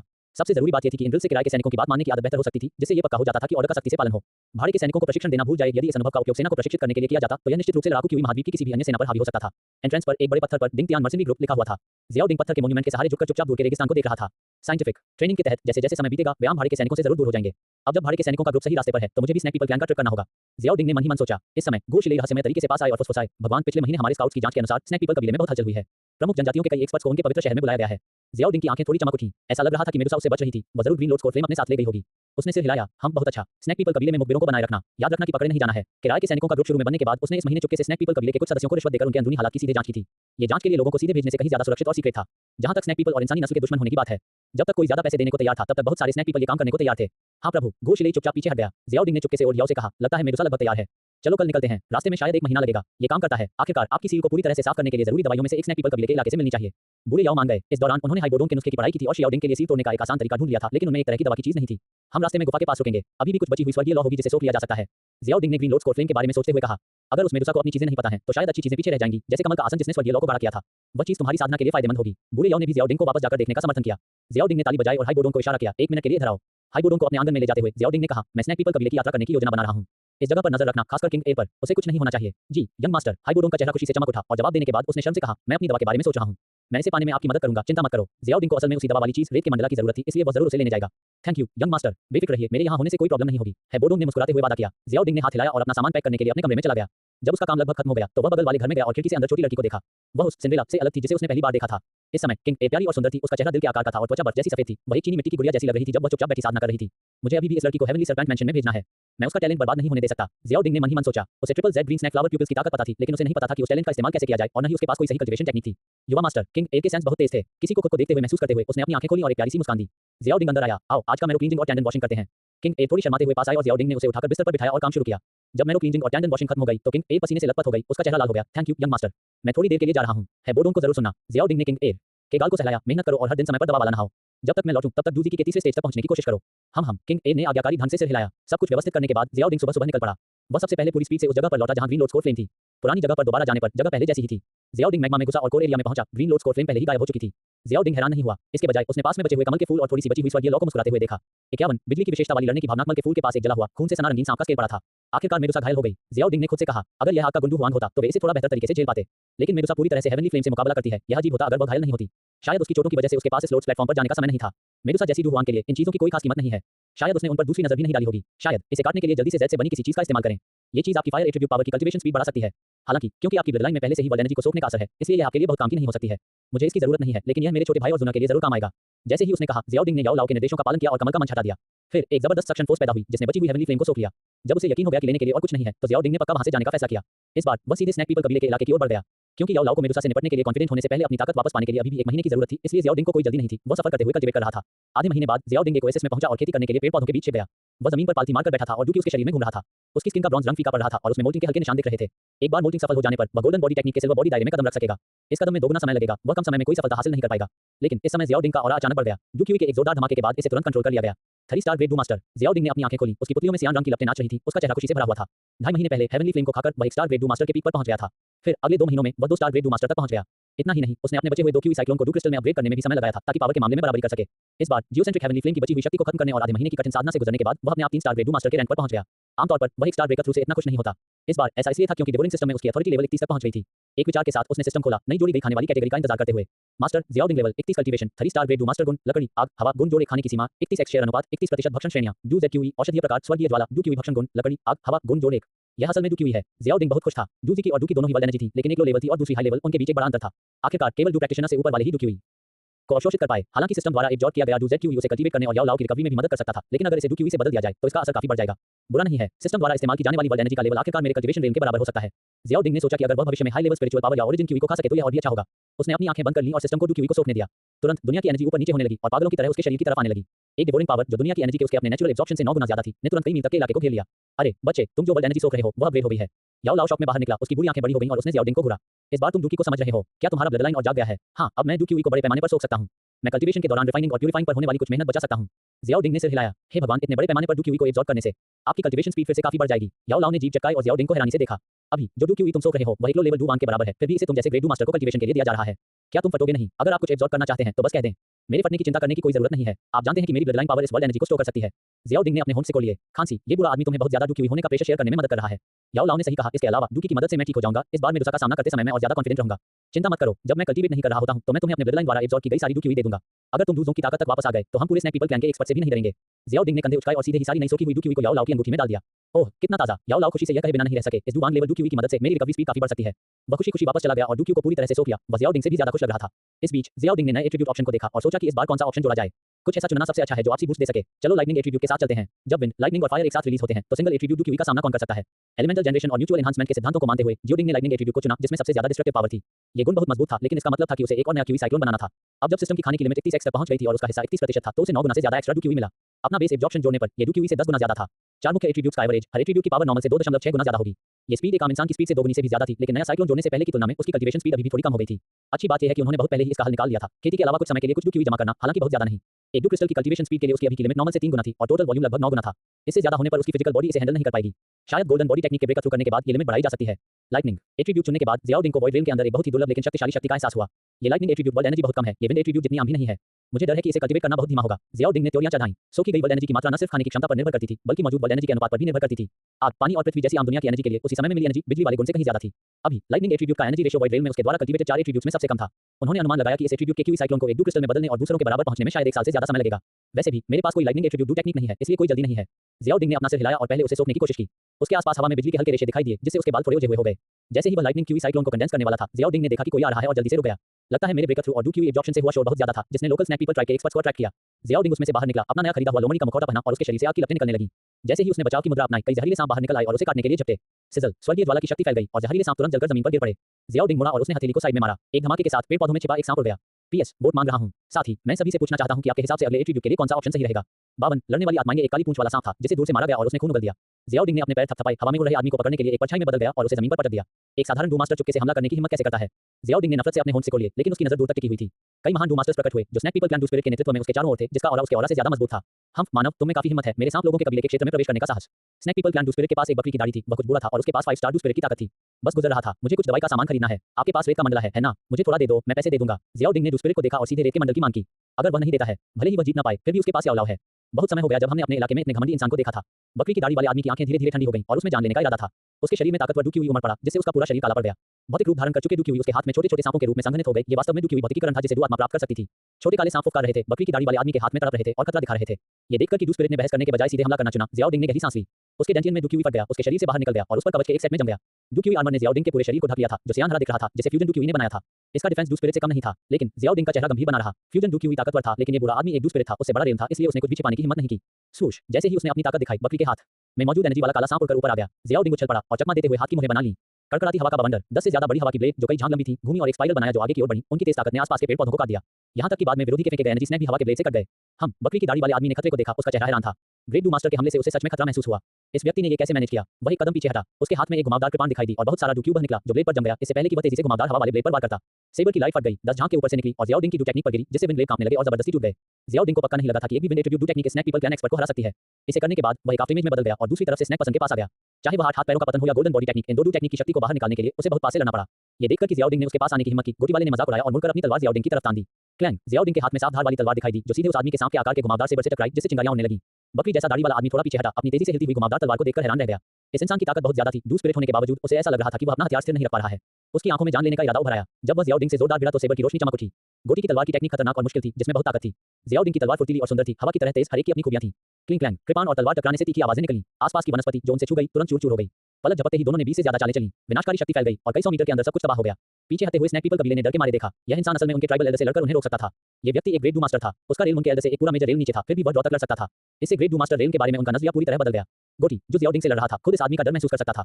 न सिर्फ वह ताकत में कम नहीं था, बल्कि डू क्यूई के मामले में वह एक डू स्पिरिट उसे दबा नहीं सका। इससे पता चला कि विरोधी ने जो कल्टीवेशन टेक्निक अपनाई, वह उसकी अपनी टेक्निक से कहीं ज्यादा मजबूत थी। शायद यह हर्ट कल्टीवेशन टेक्निक थी। बूम, दोनों एक ही चाल से भिड़ गए और एक साथ पीछे हट गए। आप वास्तव में कौन हैं और आप कहां से आए हैं? बकरी की दाढ़ी वाले की आंखें शक से भरी थीं। जो कोई अर्थ कल्टीवेशन टेक्निक सीख सकता था, उसका बैकग्राउंड जरूर बहुत अच्छा होगा। क्या तुम्हें इतना जानने की जरूरत है? ज़ियाओ डिंग के हाथ में साफ धार वाली तलवार थी। उसके सफेद कपड़े बर्फ से भी ज्यादा सफेद थे। उसका डू क्यूई आर्मर कभी न टूटने वाला और बहुत शानदार लग रहा था। क्योंकि तुम बोलोगे नहीं, तो इस बुरे आदमी को बदतमीजी के लिए दोष मत दो। एक बार जब मैं तुम्हें पकड़ लूंगा, तो मैं अपने आप तुम्हारा मुंह खोल सकता हूं। बकरी की दाढ़ी वाले का चेहरा गहरा हो गया। ताकतवर डू की लहर की तरह उछला, जिससे उसके बाल तेजी से उड़ने लगे। सांप रूपी हाथ, उसने जोर से ज़ियाओ डिंग को पकड़ा। डू क्यूई 10 मीटर से ज्यादा लंबे एक भयानक बड़े सांप में बदल गया और ज़ियाओ डिंग को काटने के लिए अपना मुंह घुमाया और खोला। बाद वाला चकमा देने के लिए भाग गया। बड़े सांप ने जमीन पर काटा और रेत और मिट्टी के बड़े-बड़े टुकड़े तुरंत फट गए। ज़ियाओ डिंग की आंखें थोड़ी बदल गईं। साफ धार वाली तलवार पर सियान हेवनली फ्लेम दिखाई दी और उसने जोर से सांप के सिर पर वार किया। छर, बहुत ज्यादा विरोध के बीच डू क्यूई का बनाया हुआ बड़ा सांप आखिरकार स्वर्गीय ज्वाला की ताकत का सामना नहीं कर पाया और एक ही तलवार के वार से दो हिस्सों में कट गया। यह क्या है? गोटी वाले ने जलती हुई नीली स्वर्गीय लौ को देखा। उसकी पुतलियां अचानक से उड़ गईं। ये कैसी आग थी जिसे उसका डू क्यूई झेल नहीं सका? जब वह हिचकिचा रहा था, तो ज़ियाओ डिंग अपनी तलवार लेकर उस पर टूट पड़ा। हवा के असर से स्वर्गीय आग की शक्ति बढ़ गई, जिसने उसके पूरे शरीर को घेर लिया और उसे तुरंत आग के देवता में बदल दिया। बकरी की दाढ़ी वाले ने जल्दी से अपनी तलवार घुमाई, फिर भी उसे गर्मी की लहरें महसूस हो रही थी और उसके पूरे शरीर में मौजूद डू क्यूई भाप बनकर उड़ रहा था। कैसी ज्वाला? क्या ये कोई स्वर्गीय ज्वाला हो सकती है? डर के मारे उसका दिल जोरों से धड़कने लगा और वह इस आदमी की छोड़ी हुई साइन फ्लेम से बहुत सावधान था। उसने तुरंत अटैक से डिफेंस में जाने का फैसला किया और उम्मीद की कि वह विरोधी के डू क्यूई को थकाकर जीत जाएगा। उनके हिसाब से कोई भी महान डू मास्टर कितना भी ताकतवर क्यों न हो, उनकी डू क्यूई उनसे ज्यादा गहरी नहीं हो सकती और वे आखिरकार कमजोर पड़ जाएंगे।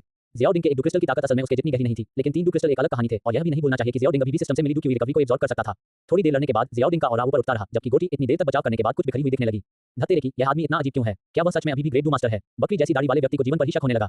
लेकिन ज़ियाओ डिंग को भी इस आदमी को हराने का कोई अच्छा मौका नहीं मिला था। एक 3 स्टार ग्रेट डू मास्टर था और दूसरा 5 स्टार डू स्पिरिट। बराबरी का मुकाबला होना पहले से ही शानदार था और जल्दी से विनय करना सच में नामुमकिन था। भयंकर लड़ाई के दौरान ज़ियाओ डिंग ने इस दौरान जो ताकत हासिल की थी, उसका पूरा इस्तेमाल हुआ और उसकी स्किल्स और बेहतर हुई। युशान, क्या तुम इतनी बुरी हो गई हो कि अब तुम अपनी कृपाण भी नहीं चला सकती? तुम एक महान डू मास्टर को भी नहीं हरा सकती। अचानक एक औरत की आवाज आई जो मोह के इरादे से भरी थी, जिसमें ठंडक और नाखुशी थी। ज़ियाओ डिंग का सिर सुन्न हो गया। कौन आया था? उसने तो ध्यान भी नहीं दिया था। वह जमीन पर जोर-जोर से पैर पटकते हुए भागने के लिए धनुष से छोड़े गए तीर की तरह पीछे हट गया, लेकिन एक डरावनी ठंडी एनर्जी अभी भी उसका पीछा कर रही थी, जिससे उसका सुंदर रूप धुंधला सा दिख रहा था। उसने बिना किसी हिचकिचाहट के एक एक्सट्रीमिटीज कोलैप्स को पूरी ताकत से मारा। एक जोरदार गड़गड़ाहट के साथ इस आदमी ने, जो गोटी से कहीं ज्यादा ताकतवर था, उसे पीछे की ओर उड़ा दिया। एक व्यक्ति हैरानी दिखाते हुए वहीं रुका जहां वह खड़ा था। एल्डर यूमेई, आप क्यों आए हैं? बकरी की दाढ़ी वाला आदमी अजीब तरह से चला गया। 53 original fighting technique wind and fire spiral. अगर मैं नहीं आया होता तो शायद वह तुम्हें पकड़ लेता। उस व्यक्ति ने आकर्षक अंदाज में कहा। उसकी सेक्सी आंखें ज़ियाओ डिंग को देख रही थीं और उसने उसे हाथ मिलाया। उस आदमी के स्ट्राइक ने अभी-अभी मुझे एक 9 स्टार डूलिंग को सच में चोट पहुंचाई है। तुम्हारे कारण मेरा हाथ भी लगभग टूट गया था। ज़ियाओ डिंग लड़खड़ाकर 10 मीटर दूर गिरा और बीच में ही उस जादुई आकृति को देखता रहा। उसका फिगर आग जैसा था, उसकी बर्फीली स्किन आकर्षक थी, उसकी सांप जैसी कमर सेक्सी थी और उसकी खूबसूरती मनमोह लेने वाली थी। सिर्फ मेडुसा ही इस सांप जैसी महिला से आगे निकल सकती थी। ओह, वह काफी दिलचस्प आदमी है। यूमेई हैरान थी। 2 डूलिंग का सामना करते हुए इस आदमी का इतना शांत और संयमित रहना, उसके पास जरूर कोई तुरुकाई का होगा। बड़ी यूमेई, ये बच्चा अजीब है। ऐसा नहीं है कि मैं आसानी से जा रही थी। युशान ने अपनी थोड़ी जली हुई दाढ़ी को छुआ। उसका चेहरा थोड़ा डरा हुआ था। मैं कह सकता हूं कि यह व्यक्ति निडर है क्योंकि उसके पास भरोसा करने के लिए कुछ है। यूमेई स्मार्ट थी। उसने ज़ियाओ डिंग का कॉन्फिडेंस महसूस किया और ऐसा नहीं लगा कि वह दिखावा कर रहा था। उसने दूर तक देखा। क्या इस व्यक्ति के कोई साथी थे? क्या वे कहीं छिपे थे जिसका उसे पता भी नहीं चल सका? आप किस ग्रुप से हैं और हमारे कबीले में क्या कर रहे हैं? यूमेई ने चमककर ज़ियाओ डिंग को पीछे से रोक दिया। उसकी आवाज गंभीर थी। ये देखकर कि महिला को अंदाजा हो गया था कि उसके पास एक तुरुकाई का है, ज़ियाओ डिंग को एहसास हुआ कि वह जल्दबाजी में कोई काम नहीं करना चाहती। उसने मौके का फायदा उठाते हुए कहा, मैंने इस बुरे आदमी को पहले ही बता दिया था कि मैं यहाँ सिर्फ कुछ सैंड मंडारा खरीदने आया हूँ। मुझे लड़ने और मारने में कोई दिलचस्पी नहीं है। चुपके से और राज से। कौन जानता है कि तुम्हारे असली इरादे क्या हैं? युशान को अभी उस पर यकीन नहीं हुआ क्योंकि ह्यूमन रेस का कोई भी सदस्य उनके साथ ट्रेड करने नहीं आया। ज़ियाओ डिंग ने सीधे सोने के सिक्कों से भरा एक बड़ा बैग निकाला। मैं पैसे लाया हूँ। अगर तुम तैयार हो तो तुम आसानी से पैसे कमा सकते हो। क्या यह अच्छा नहीं लगता? अगर आप हमारे साथ ट्रेड करना चाहते हैं तो आपको पहले क्वालीफाई करना होगा। कैसा रहेगा? पहले मुझे हराओ और मैं तुम्हें सैंड मंडारा पर 50% का डिस्काउंट दूंगा। यूमेई अभी भी इस व्यक्ति का बैकग्राउंड टेस्ट करना चाहती थी। बड़ी बहन, आप एक इज्जतदार पीक डूलिंग हैं। क्या आप सच में इतनी बेशर्म हैं कि मुझसे, जो एक 3 स्टार ग्रेड डू मास्टर हैं, ऐसा कहें? ज़ियाओ डिंग के पास कहने के लिए शब्द नहीं थे। उसे पहले से ही 5 स्टार डूलिंग के खिलाफ पूरी ताकत लगानी थी और यह महिला उससे कहीं ज्यादा मजबूत थी। उसके लिए जीतना मुश्किल होगा। ये सुनकर यूमेई ने उत्सुकता से ज़ियाओ डिंग की ओर देखा। अपना मास्क उतारो और बड़ी बहन इस पर विचार कर सकती हैं। मुझे डर है कि मैं तुम्हें बहुत ज्यादा आकर्षित कर लूंगी। ज़ियाओ डिंग ने बेशर्मी से कहा। यूमेई को यह व्यक्ति दिलचस्प लगा और वह मुस्कुराई। चिंता मत करो, मैं एक सांप व्यक्ति हूँ।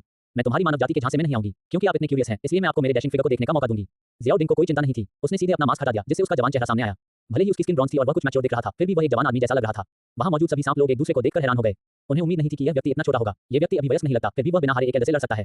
हो सकता है कि उसका चेहरा बच्चे जैसा हो और वह असल में बुरा हो। कोई बात नहीं, वह एक जवान आदमी है। वह एल्डर यूमेई से छोटा होगा। युशान का एक्सप्रेशन बहुत गुस्से वाला और बहुत भद्दा था। यह इंसान इतना छोटा था कि वह बुरा और बेकार लग रहा था। यूमेई के लाल होंठ थोड़े से खुल गए और उसकी खूबसूरत आंखें चमक उठी। तुम्हारी उम्र कितनी है? मेरी उम्र क्यों पूछ रहे हो? क्या तुम मुझसे शादी करना चाहते हो? बुरा हुआ कि मुझे सांप की पूंछ पसंद नहीं है। जब तुम इंसान बन जाओ तो मुझसे बात करना। ज़ियाओ डिंग को यूमेई का ऊपरी शरीर पसंद था, लेकिन उसका निचला हिस्सा थोड़ा अजीब था। ठीक है, लेकिन मैं डू बनने के बाद ही इंसान बन सकता हूँ। यूमेई ने हंसते हुए अपने बालों को छुआ और खतरनाक अंदाज में कहा, एक और तरीका है, मैं तुम्हें पकड़ लूंगी और हम यहीं शादी कर लेंगे। बोलने के बाद उसके शरीर से नीली एनर्जी निकली और फिर भी उसने हमला करने का फैसला किया। अगर वह इस व्यक्ति के सारे तुरुप के पत्ते नहीं उगलवा पाती तो वह आसानी से सैंड मंडारा नहीं देती। ऐसा लगता है कि आप खूबसूरत महिलाओं की बातों पर ज्यादा भरोसा नहीं कर सकते। यूमेई को हमला करते देख ज़ियाओ डिंग की नजरें ठंडी पड़ गईं और उसने बेसब्री दिखाई। याओ लाओ, लगता है इस कबीले में कोई डूवान नहीं है। चलो हम भी आगे बढ़ते हैं। यूमेई उसे टेस्ट कर रही थी और इसी तरह ज़ियाओ डिंग देख रहा था कि क्या इस ट्राइब में कोई उससे ज्यादा ताकतवर है। क्योंकि अभी तक कोई नहीं आया था, इसलिए पीछे हटने की कोई जरूरत नहीं थी। वह तुमसे ज्यादा ताकतवर नहीं है। थोड़ा और लड़ो, जल्दबाजी मत करो। याओ लाओ ने हंसते हुए कहा। उस बुरे सांप व्यक्ति ने अभी तुम्हारी सारी काबिलियत बाहर नहीं निकाली, लेकिन यह महिला सांप व्यक्ति ऐसा कर सकती है। इस औरत से लड़ने के लिए शायद मुझे अपनी जान जोखिम में डालनी पड़ेगी। ज़ियाओ डिंग का मुंह फड़क गया। उसने पीछे एक परछाई छोड़ी, उस ताकतवर क्यूई से बचते हुए जिस पर यूमेई ने पहले गोली चलाई थी। इस ताकतवर चीनी झाड़ियों पर हमला किया, जिससे एक से जिंग आवाज आई। इसने न सिर्फ उन्हें धूल में बदल दिया, बल्कि इसमें कोरोसिव पावर भी थी।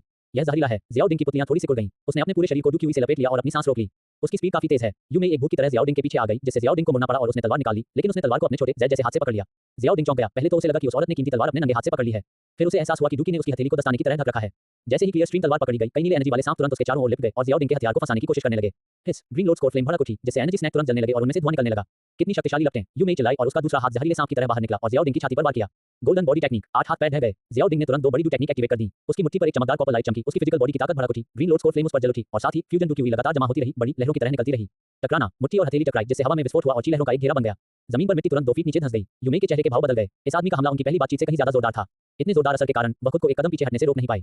जल्दबाजी में उसने अपनी हथेली फैला दी। सिजिंग की आवाजों के बीच उसके हाथ पर घने एनर्जी वाले सांप दिखाई दिए और कई रंग-बिरंगे असली जहरीले सांप भी जियाओडिंग को काटने के लिए झपटे। जियाओडिंग की छाती पर एनर्जी सांपों ने काट लिया, जिससे उसका डू की आर्मर टूट गया। कई जहरीले सांपों ने भी उसके शरीर पर काटा। उसी समय बकरी की दाढ़ी वाला आदमी यूशान असल में जियाओडिंग के पास आया और उसने ब्लेड से चुपके से हमला कर दिया। एनर्जी स्नैक, जहरीले सांप और 5 स्टार डूलिंग के चुपके से किए गए हमले से ऐसा लग रहा था कि उसका डिफेंस टूटने वाला है और वह घायल हो जाएगा। विस्फोट। जियाओडिंग ने अपने फ्यूजन डू की का एक हिस्सा जबरदस्ती ब्लास्ट किया। एक जोरदार धमाके के साथ भयानक एक्सप्लोसिव पावर निकली, जिससे सारे जहरीले सांप चकनाचूर हो गए। बकरी की दाढ़ी पहने आदमी को भी पीछे धकेल दिया गया। समस्या को हल करने के लिए सेमी सेल्फ हार्मिंग तरीके का इस्तेमाल करते हुए भले ही जियाओडिंग ने गोल्डन बॉडी टेक्निक सीखी थी, उसका चेहरा पीला पड़ गया था और उसके मुंह के कोने से खून टपक रहा था। यूमे को देखकर, जो फिर से उस पर हमला कर रही थी, उसे पता चल गया कि उसे बुरी तरह लड़ना होगा। गहरी सांस लेते ही जियाओडिंग की हथेली में एक नीला हरा बवंडर दिखाई दिया। तीनों गुणों की शक्ति अब पूरी तरह से एक नहीं हुई, बल्कि घूमते हुए अलग होने लगी और उसका वॉल्यूम लगातार बढ़ता गया। ब्लेड के आकार की ताकतों ने एक स्पाइरल स्टेट बनाया। लकड़ी से आग पैदा हुई और हवा ने आग को हवा दी, जो तुरंत एक नीले आग वाले विंड ब्लेड स्पाइरल में बदल गई। ये शक्ति क्रैकिंग विंड वुल्विन से बहुत मिलती-जुलती थी। असल में जियाओडिंग ने उस डू टेक्निक के आधार पर फ्यूजन डू की का इस्तेमाल करने का ये तरीका निकाला था। सीधे शब्दों में कहें तो यह उनकी खुद की बनाई हुई do technique wind fire spiral थी। चावन बायोमेज डाउ टेक्निक में 3 तरह की डाउची की खूबियां हैं। आग की तेजी, हवा की तेज धार और पैनापन, और वुड एट्रिब्यूट डाउची की कभी ना खत्म होने वाली ताकत। बस एक ही कमी है कि इसे कंट्रोल करना थोड़ा मुश्किल है। जब जियाओडिंग ने इस डू टेक्निक का इस्तेमाल किया तो उसे लगा जैसे उसकी हथेली आग की ताकत वाली हवा की ब्लेड से करने वाली है। इस डू टेक्निक का सामना करते हुए यूमे को बहुत ज्यादा प्रेशर महसूस हुआ। जियाओडिंग के हाथ में तेजी से घूमती हुई चीज देखकर उसे तुरंत खतरे का अंदाजा हो गया। उसने हैरानी और उलझन में अपना हमला रोक दिया। डूकी ने मोटा कवच बनाने के लिए आगे बढ़ी, फिर बचाव के लिए पीछे हट गई। तुम क्यों भाग रहे हो? पहले इसे खाओ। जियाओडिंग ने एक कदम आगे बढ़ाया। उसकी हथेली में विंड फायर स्पाइरल एक चक्की के पत्थर जितना बड़ा हो गया, हवा को चीरता हुआ एक परछाई में बदल गया और तेजी से उसकी ओर बढ़ा। ये डू टेक्निक बहुत अजीब है, इसमें कई खूबियां कैसे हो सकती हैं? यूमे, जो लॉक हो गई थी, उसके सिर में झुनझुनी महसूस हुई। वह बचना चाहती थी, लेकिन उसे एहसास हुआ कि वह बच नहीं सकती। उसने अपने चांदी जैसे दांत पीस लिए, तेजी से ताली बजाई और बहुत सारा डू की छोड़ा, जिससे 2 बड़े एनर्जी सांप एक दूसरे के चारों ओर लिपट गए। ये सांप पूरे गहरे हरे रंग के थे, जिंदा जैसे, और विंड फायर स्पाइरल को काटने के लिए अपना मुंह खोलते थे। क्रैक क्रैक, जैसे ही एनर्जी सांपों ने तेजी से घूमते हुए हवा के ब्लेड को छुआ, उनके सिर कट गए और फिर उनके शरीर चूर-चूर हो गए और एक पल में सिर्फ उनकी पूंछ बची। यूमे की आंखें चौड़ी हो गईं। उसे उम्मीद नहीं थी कि उसका पूरा हमला इस अजीब डू टेक्निक से इतनी आसानी से टूट जाएगा। वह जल्दी से पीछे हट गई, लेकिन फिर भी फैलती हुई स्पाइरल फोर्स से टकरा गई। क्रैक क्रैक, यह ऐसा था जैसे कोई कटिंग मशीन लगातार यूमे के डू को काट रही हो, यहां तक कि उसका डू आर्मर भी विरोध करने के लिए संघर्ष कर रहा था। ग्रीन लोड्स को फ्लेम लिए घूमता हुआ विंड ब्लेड लाल गर्म चाकू से अलग नहीं था। यूमे का peak do spirit level do tofu की तरह तेजी से गायब हो गया। हिस हिस, उसके बाल काट दिए गए और तुरंत जल गए। उसकी गोरी बाहों पर खून के निशान दिखाई दिए, फिर वे जल्दी ही जल गए। झुलसाने वाली, तेज और हमेशा काम करने वाली डू टेक्निक लगातार आगे बढ़ती रही, जिससे यूमे डर गई और उसका चेहरा पीला पड़ गया। उसकी सांप की पूंछ तेजी से मुड़ी, भागने की कोशिश कर रही थी। विस्फोट। डू टेक्निक की ताकत कम होती और यूमे के शायद भाग जाने को देखकर जियाओडिंग का मन हिला और उसने पक्का सारा कंट्रोल वापस ले लिया। तीनों सेनाएं सिर्फ जियाओडिंग के कंट्रोल की वजह से ही एक साथ आ सकती थी। अब इस कंट्रोलिंग पावर के बिना, जो पहले ठीक से काम कर रही थी, वह तुरंत अस्त-व्यस्त हो गई। आग की लपटों ने तुरंत भंवर को घेर लिया, फिर अचानक फैलकर एनर्जी की लहर में बदल गई। बूम! एक बहुत बड़ा एनर्जी वोर्टेक्स फटा, शॉकवेव ज्यादातर आगे की ओर बढ़ी और यूमे को पूरी तरह से अपनी चपेट में ले लिया। उल्टे कोन के आकार का धमाका पलक झपकते ही आसपास के सैकड़ों मीटर तक फैल गया। आसपास की हरियाली पहले चूर-चूर हो गई, फिर उसमें आग लग गई और जमीन पर दरारें आ गईं। कुछ स्नैक पीपल हवा में ही उड़ गए, चीखने लगे और खून थूकने लगे। उनके शरीर हवा के ब्लेड से कट गए थे, फिर आग की ताकत से झुलस गए थे। हवा और आग की ताकत ने एक साथ उनके शरीर को तबाह कर दिया, जिससे तबाही मचाने वाली ताकत डरावनी हो गई। यहाँ तक कि डू स्पिरिट नाम के यूशान के कपड़े भी फट गए और उसकी भौहें और दाढ़ी भी झटके से झुलस गईं और वह बुरी हालत में पीछे हट गया। हालांकि जियाओडिंग कोन के आकार के धमाके वाली जगह के पीछे था, फिर भी हवा चल रही थी, धूल उड़ रही थी और वह इससे बचने के लिए कई झांक पीछे हट गया। यूमे, जिस पर इस फोर्स का सीधा असर हुआ था, उसकी हालत बहुत खराब थी। एक पल में उसके पूरे शरीर का डू आर्मर टूट गया, उसके बाद उसके कपड़े भी, जो आग की चपेट में आकर जल गए। उसने खून का बड़ा-बड़ा कौर उगल दिया और पीछे की ओर उड़ गई। उसकी बाहें जलकर काली हो गईं, उसके ज्यादातर बाल झड़ गए और जहां उसकी बाहें ढकी थी, वहां सिर्फ एक छोटा सा कपड़ा बचा था। एक खूबसूरत लड़की, जिसकी स्किन एक नए जन्मे बच्चे जैसी नाजुक थी, एक पल में ऐसे बदल गई जैसे वह भी आग से निकली हो और उसके शरीर पर जख्म थे। पफ, वह लगातार खून थूक रही थी, उसके धुएं से काले चेहरे पर दर्द दिख रहा था और वह बुरी तरह घायल होकर जमीन पर गिर पड़ी। एल्डर यूमे, यूशान को यकीन नहीं हो रहा था कि यूमे, जिसकी साधना उसे कहीं ज्यादा गहरी थी, उसे इस नौजवान ने पीट-पीट कर ऐसी हालत में पहुंचा दिया। वूश, जियाओडिंग स्मोकिंग कर रही यूमे के पीछे आया, उसके ऊपर बैठ गया और साफ धार वाली तलवार की तेज धार उसकी गर्दन पर दबा दी। तुम हार गई। यूमे शर्म और गुस्से से भर गई। असल में एक इंसान उस पर बैठा था और उसे धमका रहा था। क्या यकीन नहीं हुआ? यूमे के कांपते शरीर को महसूस करते हुए जियाओडिंग ने मजाक उड़ाया। तुम ही थी जिसने मुझ पर हमला करने और मुझे मजबूर करने की जिद की थी। तुम किसे दोषी ठहरा सकती हो? अगर तुम मुझे मारना चाहते हो तो मुझे मार दो। यूमे ने दांत पीस लिए। अपने इतने सारे लोगों के सामने एक ह्यूमन ग्रेड डू मास्टर के हाथों इतनी बुरी हार झेलना और इस तरह खत्म होना, अब वह इतनी शर्मिंदा थी कि चाहती थी कि वह मर जाए। मैं तुम्हें मारना बर्दाश्त नहीं कर सकता। मुझे अभी भी तुम्हें किसी चीज के बदले में देना है। जियाओडिंग ने पास आ रहे बकरी जैसे दाढ़ी वाले कुत्ते की तरफ देखा। अच्छा होगा कि तुम मेरे लिए 2 रेत वाले मंडला के पौधे ढूंढो, नहीं तो तुम्हारे कबीले में एक एल्डर कम पड़ जाएगा। यूशान का चेहरा पीला पड़ गया था। यूमे की गर्दन पर तलवार लगी देखकर उसे सच में उसे बचाने का कोई भरोसा नहीं था। उसने अपना गुस्सा दबाया। ठीक है, मैं तुम्हारे लिए रेत का मंडला लाने के लिए किसी को भेजूंगा। उसे नुकसान मत पहुंचाना, वरना तुम ये जगह नहीं छोड़ोगे। तुम अभी सिचुएशन को समझ नहीं पाए हो। मैं तुम्हें अभी धमकी दे रहा हूं। क्या तुम शर्त लगाना चाहते हो कि मैं उसे मारने के बाद जा सकता हूं या नहीं? जियाओडिंग ने मजाक उड़ाया। उसके नीचे काम करने वालों को पहले ही पता चल गया था कि अलग-अलग स्नैक पीपल कबीले के ताकतवर एक्सपर्ट्स को होली सिटी में बुलाया गया है। कुछ समय के लिए इस जगह पर शायद कोई डुकिंग नहीं था। अगर कोई डुकिंग अभी जाता तो भी वह जा सकता था। यूशान की आंखें उदास थीं। कबीले को छोड़कर चले गए डू राजाओं के बारे में सोचकर वह बस अपना गुस्सा दबा सका और बेरुखी से कहा, जाओ रेत का मंडला ले आओ। हालांकि ये दवा का सामान काफी कीमती था, लेकिन वे एक बड़ी जनजाति थे और उनके पास अभी भी कुछ स्टॉक में था। यूमे ने कुछ कहने की कोशिश की, लेकिन जियाओडिंग ने तिरछा हाथ से वार किया, जिससे वह बेहोश हो गई। यूमे पर बैठे हुए जियाओडिंग का मन आखिरकार विंड फायर स्पाइरल की विनाशकारी शक्ति को देखने का हुआ। पास में ही एक बड़ा गड्ढा बन गया था और उसके अंदर एक घुमावदार आकृतियां थीं, जैसे कि उसे किसी बड़ी घुमावदार हवा की ब्लेड से खोदा गया हो। जहां तक यूमेई की बात है, जिसे गोली लगी थी, उसका पूरा शरीर न सिर्फ धुएं से काला हो गया था, बल्कि उस पर भयानक घाव भी थे, जिसमें से खून बह रहा था और फिर जल रहा था, जो बहुत डरावना लग रहा था। उसकी जख्मी पीठ को देखकर जियाओ डिंग को ऐसा लगा जैसे उसने कोई कलाकृति नष्ट कर दी हो। आपकी डू टेक्निक ने उसे लगभग टुकड़े-टुकड़े कर दिया। याओ लाओ ने जीभ चटकाते हुए कहा, अगर यह कोई कमजोर इंसान होता तो शायद यह मांस के जले हुए टुकड़े होते। सच में, मुझे उम्मीद नहीं थी कि हवा के ब्लेड की ताकत और अजीब आग इतनी तेज होगी। उसकी ताकत उसे रोकने में पूरी तरह से नाकाम लग रही थी। जियाओ डिंग भी कुछ हैरान था। ये पहली बार था जब उसने अपने फ्यूजन डू क्यूई को पूरी तरह से इस्तेमाल किया और इतने खास तरीके से इस्तेमाल किया। इसे ध्यान से पढ़ें। आपकी डू टेक्निक में अभी भी सुधार की गुंजाइश है। अगर आप पावर को एक पॉइंट पर कंडेंस कर सकें तो इसकी ताकत बहुत ज्यादा हो सकती है। याओ लाओ ने सुझाव दिया। यह इतना आसान कैसे हो सकता है? मेरा हाथ देखो। जियाओ डिंग ने उस हाथ की हथेली खोली जिसने विंडफायर स्पाइरल का इस्तेमाल किया था। उस पर एक स्पाइरल के आकार का घाव था जो जला हुआ काला था। इसका मतलब है कि आपकी फिजिकल बॉडी काफी मजबूत नहीं है और आपका कंट्रोल काफी नहीं है। याओ लाओ ने टिप्पणी की। तो फिर मैं धीरे-धीरे चलूंगा। जियाओ डिंग बेबस था। उसकी डू टेक्निक में अभी भी सुधार की जरूरत थी। जल्द ही स्नैक पीपल कबीला 2 पीली दवाइयों के साथ लौटा। साथ में कई स्नैक पीपल कबीला के सैनिक भी थे। जियाओ डिंग को 3 परतों में घेरते हुए यूशान ने गहरी आवाज में कहा, पहले उसे छोड़ो। मैंने कहा, तुम मुझे आदेश देने के योग्य नहीं हो। जियाओ डिंग खड़ा हुआ, यूमेई को उठाया, मुझे दवाई का सामान दो। 55 जुआनजोंग रूलर बॉडी फोर्जिंग। सच कहूं तो जियाओ डिंग सच में ऐसा नहीं चाहता था। ये लोग उस पर दबाव डालते रहे, इसलिए अब उस पर कोई मानसिक बोझ नहीं था। यूशान ने अपनी मुट्ठियां भींच लीं, फटने को था, उसे दे दो। बूढ़े याओ, क्या कोई समस्या है? कोई नहीं, ये कंफर्म करते हुए कि दवाई का सामान नॉर्मल है। जियाओ डिंग ने उन्हें अपनी स्टोरेज रिंग में रख दिया। स्नैक पीपल के सैनिक तुरंत पास आ गए। वे मारने के इरादे से भरे हुए थे, किसी भी पल हमला करने के लिए तैयार थे। क्या आप उसे जाने दे सकते हैं? यूशान फटने की कगार पर था। दूसरी तरफ जियाओ डिंग घबराया नहीं। उसने कंधे उचकाए। देखो, क्या शुरू से ही मेरे साथ ईमानदारी से ट्रेड करना बेहतर नहीं होता? तुम लोग हार्मोनी इज प्रेशियस का प्रिंसिपल नहीं समझते। क्या हमें ये सिखाने की जरूरत है कि काम कैसे करना है? यूशान का चेहरा उदास था और उसके शरीर पर डूबी हुई उबलते पानी की तरह था, जो किसी भी समय निकलने के लिए तैयार था। सुनना नहीं चाहते तो मैं जा रहा हूं। Bye bye. जियाओ डिंग के शरीर पर सफेद आग का एक गोला उभरा। एक धमाके के साथ वह जमीन से 100 मीटर से ज्यादा ऊंचा कूद गया। आसानी से आसपास के स्नैक पीपल कबीले के ऊपर से कूदकर 100 फीट दूर जा गिरा। असंभव। यूशान ने एक पल के लिए कोई रिएक्शन नहीं दिया। एक ग्रेट डू मास्टर इतनी दूर कैसे कूद सकता है? यह आदमी कोई मेंढक नहीं था। सबसे जरूरी बात यह थी कि वह अभी भी यूमेई को ले जा रहा था। कोई भी महिला कितनी भी हल्की क्यों न हो, उसका वजन अभी भी 100 पाउंड से ज्यादा था। लैंडिंग के बाद जियाओ डिंग को एक बची हुई इमेज छोड़ते देख यूशान चिल्लाई, उसका पीछा करो। हम उसे बिल्कुल नहीं जाने दे सकते। सांप लोगों का एक झुंड चिल्लाया और पागल कुत्तों की तरह जियाओ डिंग का पीछा करते हुए बाहर निकल आया। मेरा पीछा करते हुए जियाओ डिंग ने पीछे मुड़कर देखा। डू क्यूई अपने पैरों से उछल पड़ा और उसने तुरंत विंडफ्लॉस आफ्टर इमेज को उसकी पीक स्टेट पर पहुंचा दिया, जिससे उसकी स्पीड एक बार फिर बढ़ गई। वूश। हवा के टूटने की आवाज के बीच जियाओ डिंग ने कई सांप लोगों को देखने के लिए केवल अपनी पीठ छोड़ी। उसकी तेज चाल की आंधी में फटा हुआ जला हुआ कपड़ा फड़फड़ाया। यूशान तेजी से आगे निकल गया। जियाओ डिंग को किसी को उठाकर ले जाते हुए और फिर भी उसे तेज देखकर वह चिढ़ गया। धत्तेरे की, ये बच्चा इतनी तेज कैसे दौड़ रहा है? पक्का इसके पास मूवमेंट डू टेक्निक है। उसने फटे कपड़े पर नजर डाली और पीछा करना जारी रखा। यूमेई अपने कबीले की सबसे टैलेंटेड क्लैनमैन थी और शायद भविष्य में क्लैन चीफ बन जाती, उसे कुछ नहीं होने दिया जा सकता था। कुछ दूर तक दौड़ने के बाद जियाओ डिंग को लगा कि यूमेई को पकड़ना अभी भी कुछ हद तक असरदार था। उसने नीचे देखा और लगभग उसकी नाक से खून बहने लगा। यूमेई, जिसने पहले कपड़े का एक टुकड़ा उड़ा हुआ था, अब पूरी तरह से नंगी हो गई थी। हालांकि वह जलकर काली हो गई थी, लेकिन कुछ जगहें अभी भी सफेद थीं। उसने कुछ बुरे ख्यालों को दूर करने के लिए अपना सिर हिलाया। वह इस औरत को फेंक देना चाहता था, लेकिन उसके बिना कपड़ों के होने के बारे में सोचकर उसे सीधे फेंकना ठीक नहीं था, इसलिए उसने अपनी रफ्तार धीमी की और रुक गया। उसका फिगर सच में बहुत अच्छा है। जियाओ डिंग ने अपनी लाड़नी ली, एक रोब निकाला और उसे यूमेई को पहना दिया। हम यूमेई जब जागी तो उसने भौहें चढ़ाईं। जियाओ डिंग की हरकतें देखकर उसकी आंखें तुरंत चौड़ी हो गईं। आप क्या कर रहे हैं? जियाओ डिंग ने शर्मिंदगी से मुस्कुराते हुए कहा, मैं एक अच्छा काम कर रहा हूं। ये रोब तुम्हारे लिए एक तोहफा है, मुझे धन्यवाद देने की जरूरत नहीं है। इतना कहकर वह मुड़ा और खिसक गया। तभी यूमेई को एहसास हुआ कि अभी उसके ऊपर कुछ भी नहीं है। लेकिन स्नैक पीपल क्लैन खुले विचारों वाला था और उसे ऐसी चीजों की ज्यादा परवाह नहीं थी। इसके बजाय वह इस बात से काफी हैरान थी कि जियाओ डिंग उसे खुद को ढकने के लिए एक रोब देगा। वह नफरत भरा आदमी। यूमेई ने दांत भींच लिए। जियाओ डिंग को पलक झपकते ही गायब होते देख उसका मूड खराब हो गया। शुरू से आखिर तक उसने ही उस पर दबाव बनाने के लिए बल का इस्तेमाल किया था। आखिर में वह फेल हो गई, लेकिन इस आदमी ने उसे मारा नहीं और उसके शरीर को भी ढक दिया। ये काफी देर था। उसे नहीं पता था कि जियाओ डिंग ने उसे इसलिए नहीं मारा था क्योंकि उसे पूरे कबीले को गुस्सा दिलाने का डर था। अगर स्नैक पीपल कबीले के पवित्र शहर पहुंचने से पहले स्नैक पीपल के एक ग्रुप ने उसे टारगेट किया तो उसका पता समय से पहले ही पता चल जाएगा, जिससे हेवनली फ्लेम पाने पर असर पड़ेगा। यूमेई, क्या तुम ठीक हो? एक झटके के साथ यूशान ने उसे पकड़ लिया और अचानक रुक गया। यूमेई को जिंदा देखकर उसने राहत की सांस ली। गंभीर रूप से घायल होने के अलावा मैं अभी नहीं मरूंगा। यूमेई ने ऊपर चढ़ने की कोशिश की और अपने चारों ओर सफेद चोगा कस लिया। चलो वापस चलते हैं, हम उसे पकड़ नहीं सकते। हाँ, वह तुम्हें उठाते हुए भी बहुत तेज भागा। तुम्हारे बिना हमारे पकड़ने की संभावना और भी कम हो जाएगी। यूशान बेबस थी, उसने ध्यान नहीं दिया कि यूमेई का एक्सप्रेशन थोड़ा अजीब था। जियाओ डिंग की सांस में दर्जनों मील दौड़ा और यह पक्का करने के बाद ही कि कोई उसका पीछा नहीं कर रहा है, उसने अपनी स्पीड कम की। बूढ़े याओ, आप क्या सोचते हैं? मैं किस बारे में क्या सोचता हूँ? यूमेई का फिगर, तुम छोटे बदमाश हो। ये बूढ़ा आदमी रोमांस की उम्र से बहुत आगे निकल गया है। मुझे अब सिर्फ मेडिसिनल पिल्स में दिलचस्पी है और मेरी नजर में बेकार हैं। बूढ़े याओ ने गुस्से से कहा, मैं इंप्रेस्ड हूँ। शायद मैं अपनी पूरी जिंदगी में आपके दायरे तक नहीं पहुंच पाऊंगा। अभी मेरा सिर सफेद बन से भरा हुआ है। जियाओ डिंग ने आंख भरी। कोई एम्बिशन नहीं, ये बस एक स्नैक पसंद है। बूढ़ा याओ नफरत से भरा था। ठीक कहा, मुझे और अनुभव की जरूरत है ताकि मैं आपके जैसा बन सकूं। बड़े जियाओ डिंग ने गंभीरता से कहा, आप क्या कह रहे हैं? ये बूढ़ा आदमी आपकी तरह चंचल नहीं है। बूढ़े याओ ने उसे सही किया, फिर अपना अनुभव बताया। जल्दी करो और दवा को बेहतर बनाओ। एक बार जब तुम इसे बेहतर बनाना शुरू कर दोगे तो तुम औरतों के बारे में सब भूल जाओगे। दवा को रिफाइन करने का काम तुम्हें करना चाहिए। अब जब सैंड धतूरा हाथ में आ गया है तो हमें जल्द से जल्द बची हुई सी पावर को पूरी तरह से खत्म करना होगा। जियाओ डिंग ने दवाई का सामान निकाला। सबसे पहले कोई सुनसान जगह ढूंढो। मेडिसिनल पिल का यह आसान वर्जन भी विफत्य है। इसे रिफाइन करने से काफी हलचल मच जाएगी, इसलिए हमें किसी भी दुर्घटना से बचना होगा। ठीक है। एक छिपी हुई जगह मिलने के बाद ओल्ड याओ ने सील हटाने के लिए मेडिसिनल पिल को जल्दी से ठीक किया। जियाओ डिंग के इसे निकलने के बाद मेडिसिनल पावर उसके मेरिडियन और मांस में घुस गई, जिससे छिपी हुई सील पावर बाहर निकल गई। उसकी हेवनली फ्लेम पावर के साथ मिलकर ये जल्दी पूरी तरह से साफ हो गई। सील के असर के बिना जियाओ डिंग के शरीर में डू क्यूई आसानी से घूमने लगा और जल्दी ही अपनी पीक स्टेट में वापस आ गया। मेरी ताकत पर अब कोई असर नहीं पड़ा है, लेकिन बदकिस्मती से मैं अभी भी मेडुसा से पर्सनली लड़ने के काबिल नहीं हूं। जियाओ डिंग ने अपने हाथ पर निशान देखते हुए कहा, बूढ़े याओ, मेरी गोल्डन बॉडी टेक्निक की साधना की रफ्तार धीमी होती जा रही है। क्या इसे तेज करने का कोई तरीका है? अभी भी धीमा। बूढ़े याओ ने एक तरफ तैरते हुए अपनी आंखें घुमाई। तुम सिर्फ 1 साल से ज्यादा समय में दूसरे लेवल के पीक तक पहुंच गए हो। अगर कोई और होता तो मानो या ना मानो इसमें 10 साल लग जाते। लेकिन मेरा कल्टीवेशन लेवल तेजी से बढ़ रहा है। गोल्डन बॉडी टेक्निक अब सच में थोड़ी धीमी हो गई है। जियाओ डिंग बेबस था। हाल ही में उसने हेवनली फ्लेम की पावर पर भरोसा करके बहुत सुधार किया था, जबकि गोल्डन बॉडी टेक्निक धीमी मेहनत वाली थी और इसके साथ कोई तेज ब्रेकथ्रू नहीं हुआ था। बॉडी टेम्परिंग मेडिसिनल लिक्विड पहले से ही आपकी सोखने की लिमिट पर है।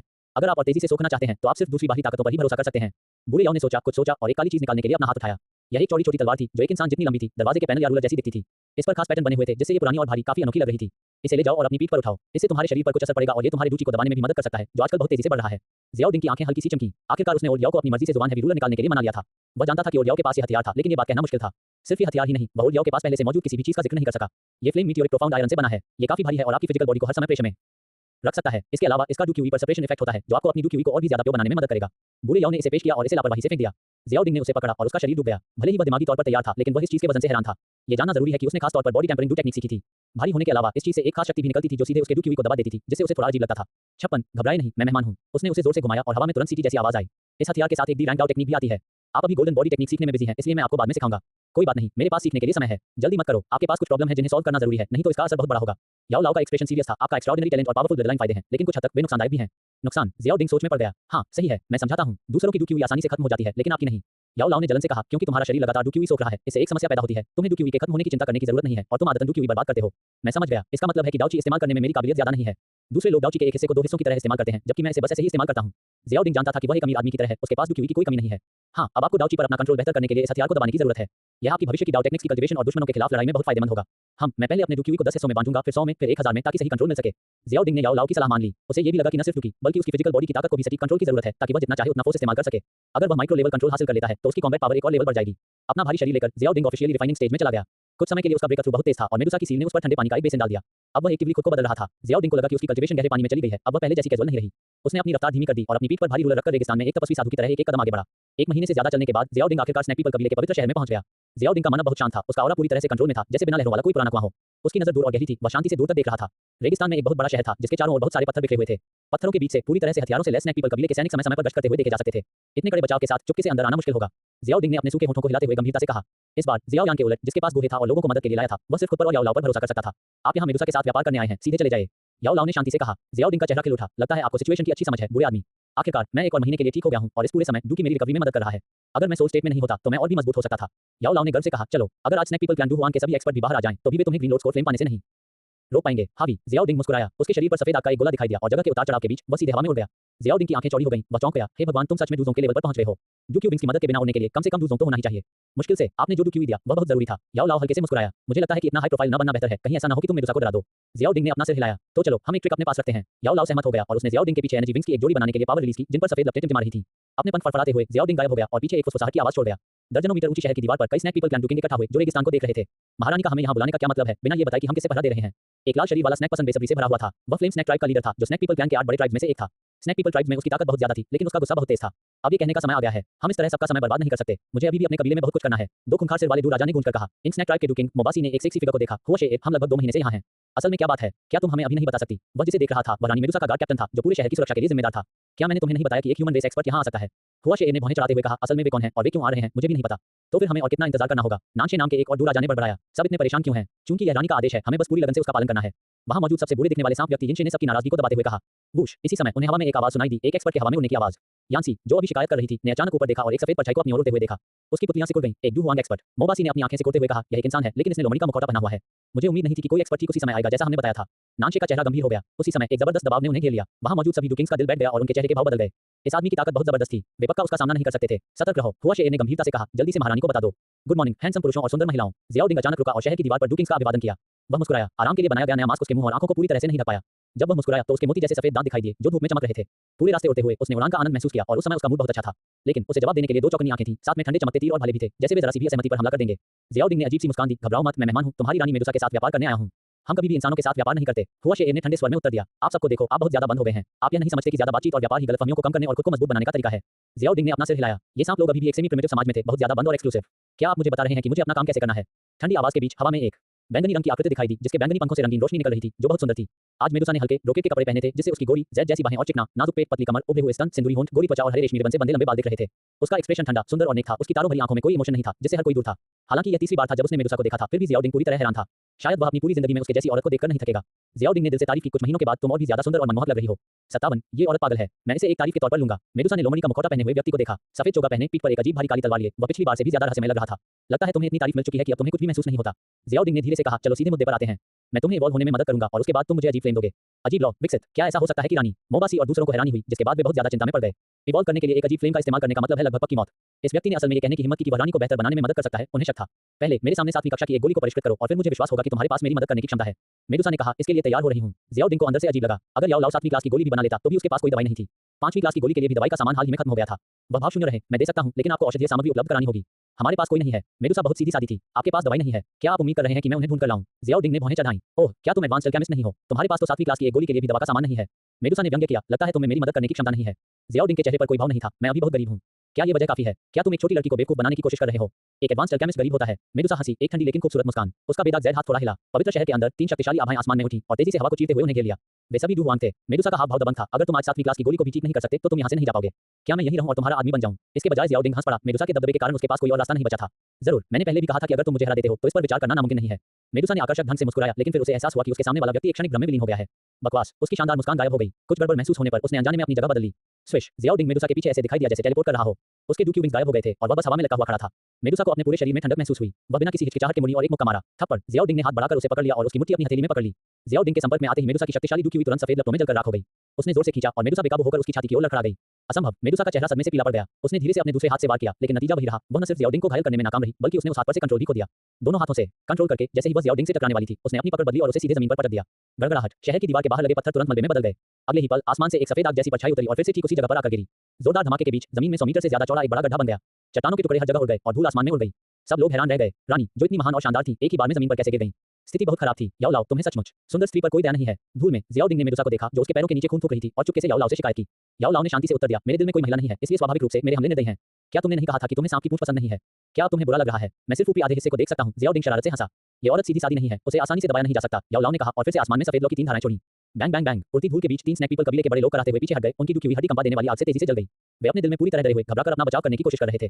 ये कैसी शक्ति थी? ये बहुत ज्यादा शक्तिशाली थी। बच्चे, मेडुसा की शक्ति को मैंने सील कर दिया है। जाओ और सीधे उस अजीब लौ को पकड़ लो। याओ लाओ ने पीले चेहरे वाली मेडुसा को पकड़ लिया। इस जीत की तेजी पूरी तरह से सरप्राइज के एलिमेंट की वजह से थी।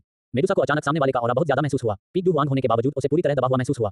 ए डुज़ोंग, ये व्यक्ति डुज़ोंग कैसे हो सकता है? उसे इसकी बिल्कुल उम्मीद नहीं थी, नहीं तो वह कभी उसके इतने करीब नहीं आ पाती। ऐसा लगता है कि यह बहुत आसान नहीं होगा। ज़ियाओडिंग ने सांप लोगों के कबीले के 3 बड़े बुजुर्गों पर नजर डाली जो वहां पहुंच गए थे। हालांकि वे अजीब आग के हमले में बिखरे हुए लग रहे थे, लेकिन उन्होंने अपनी लड़ने की ताकत नहीं खोई थी।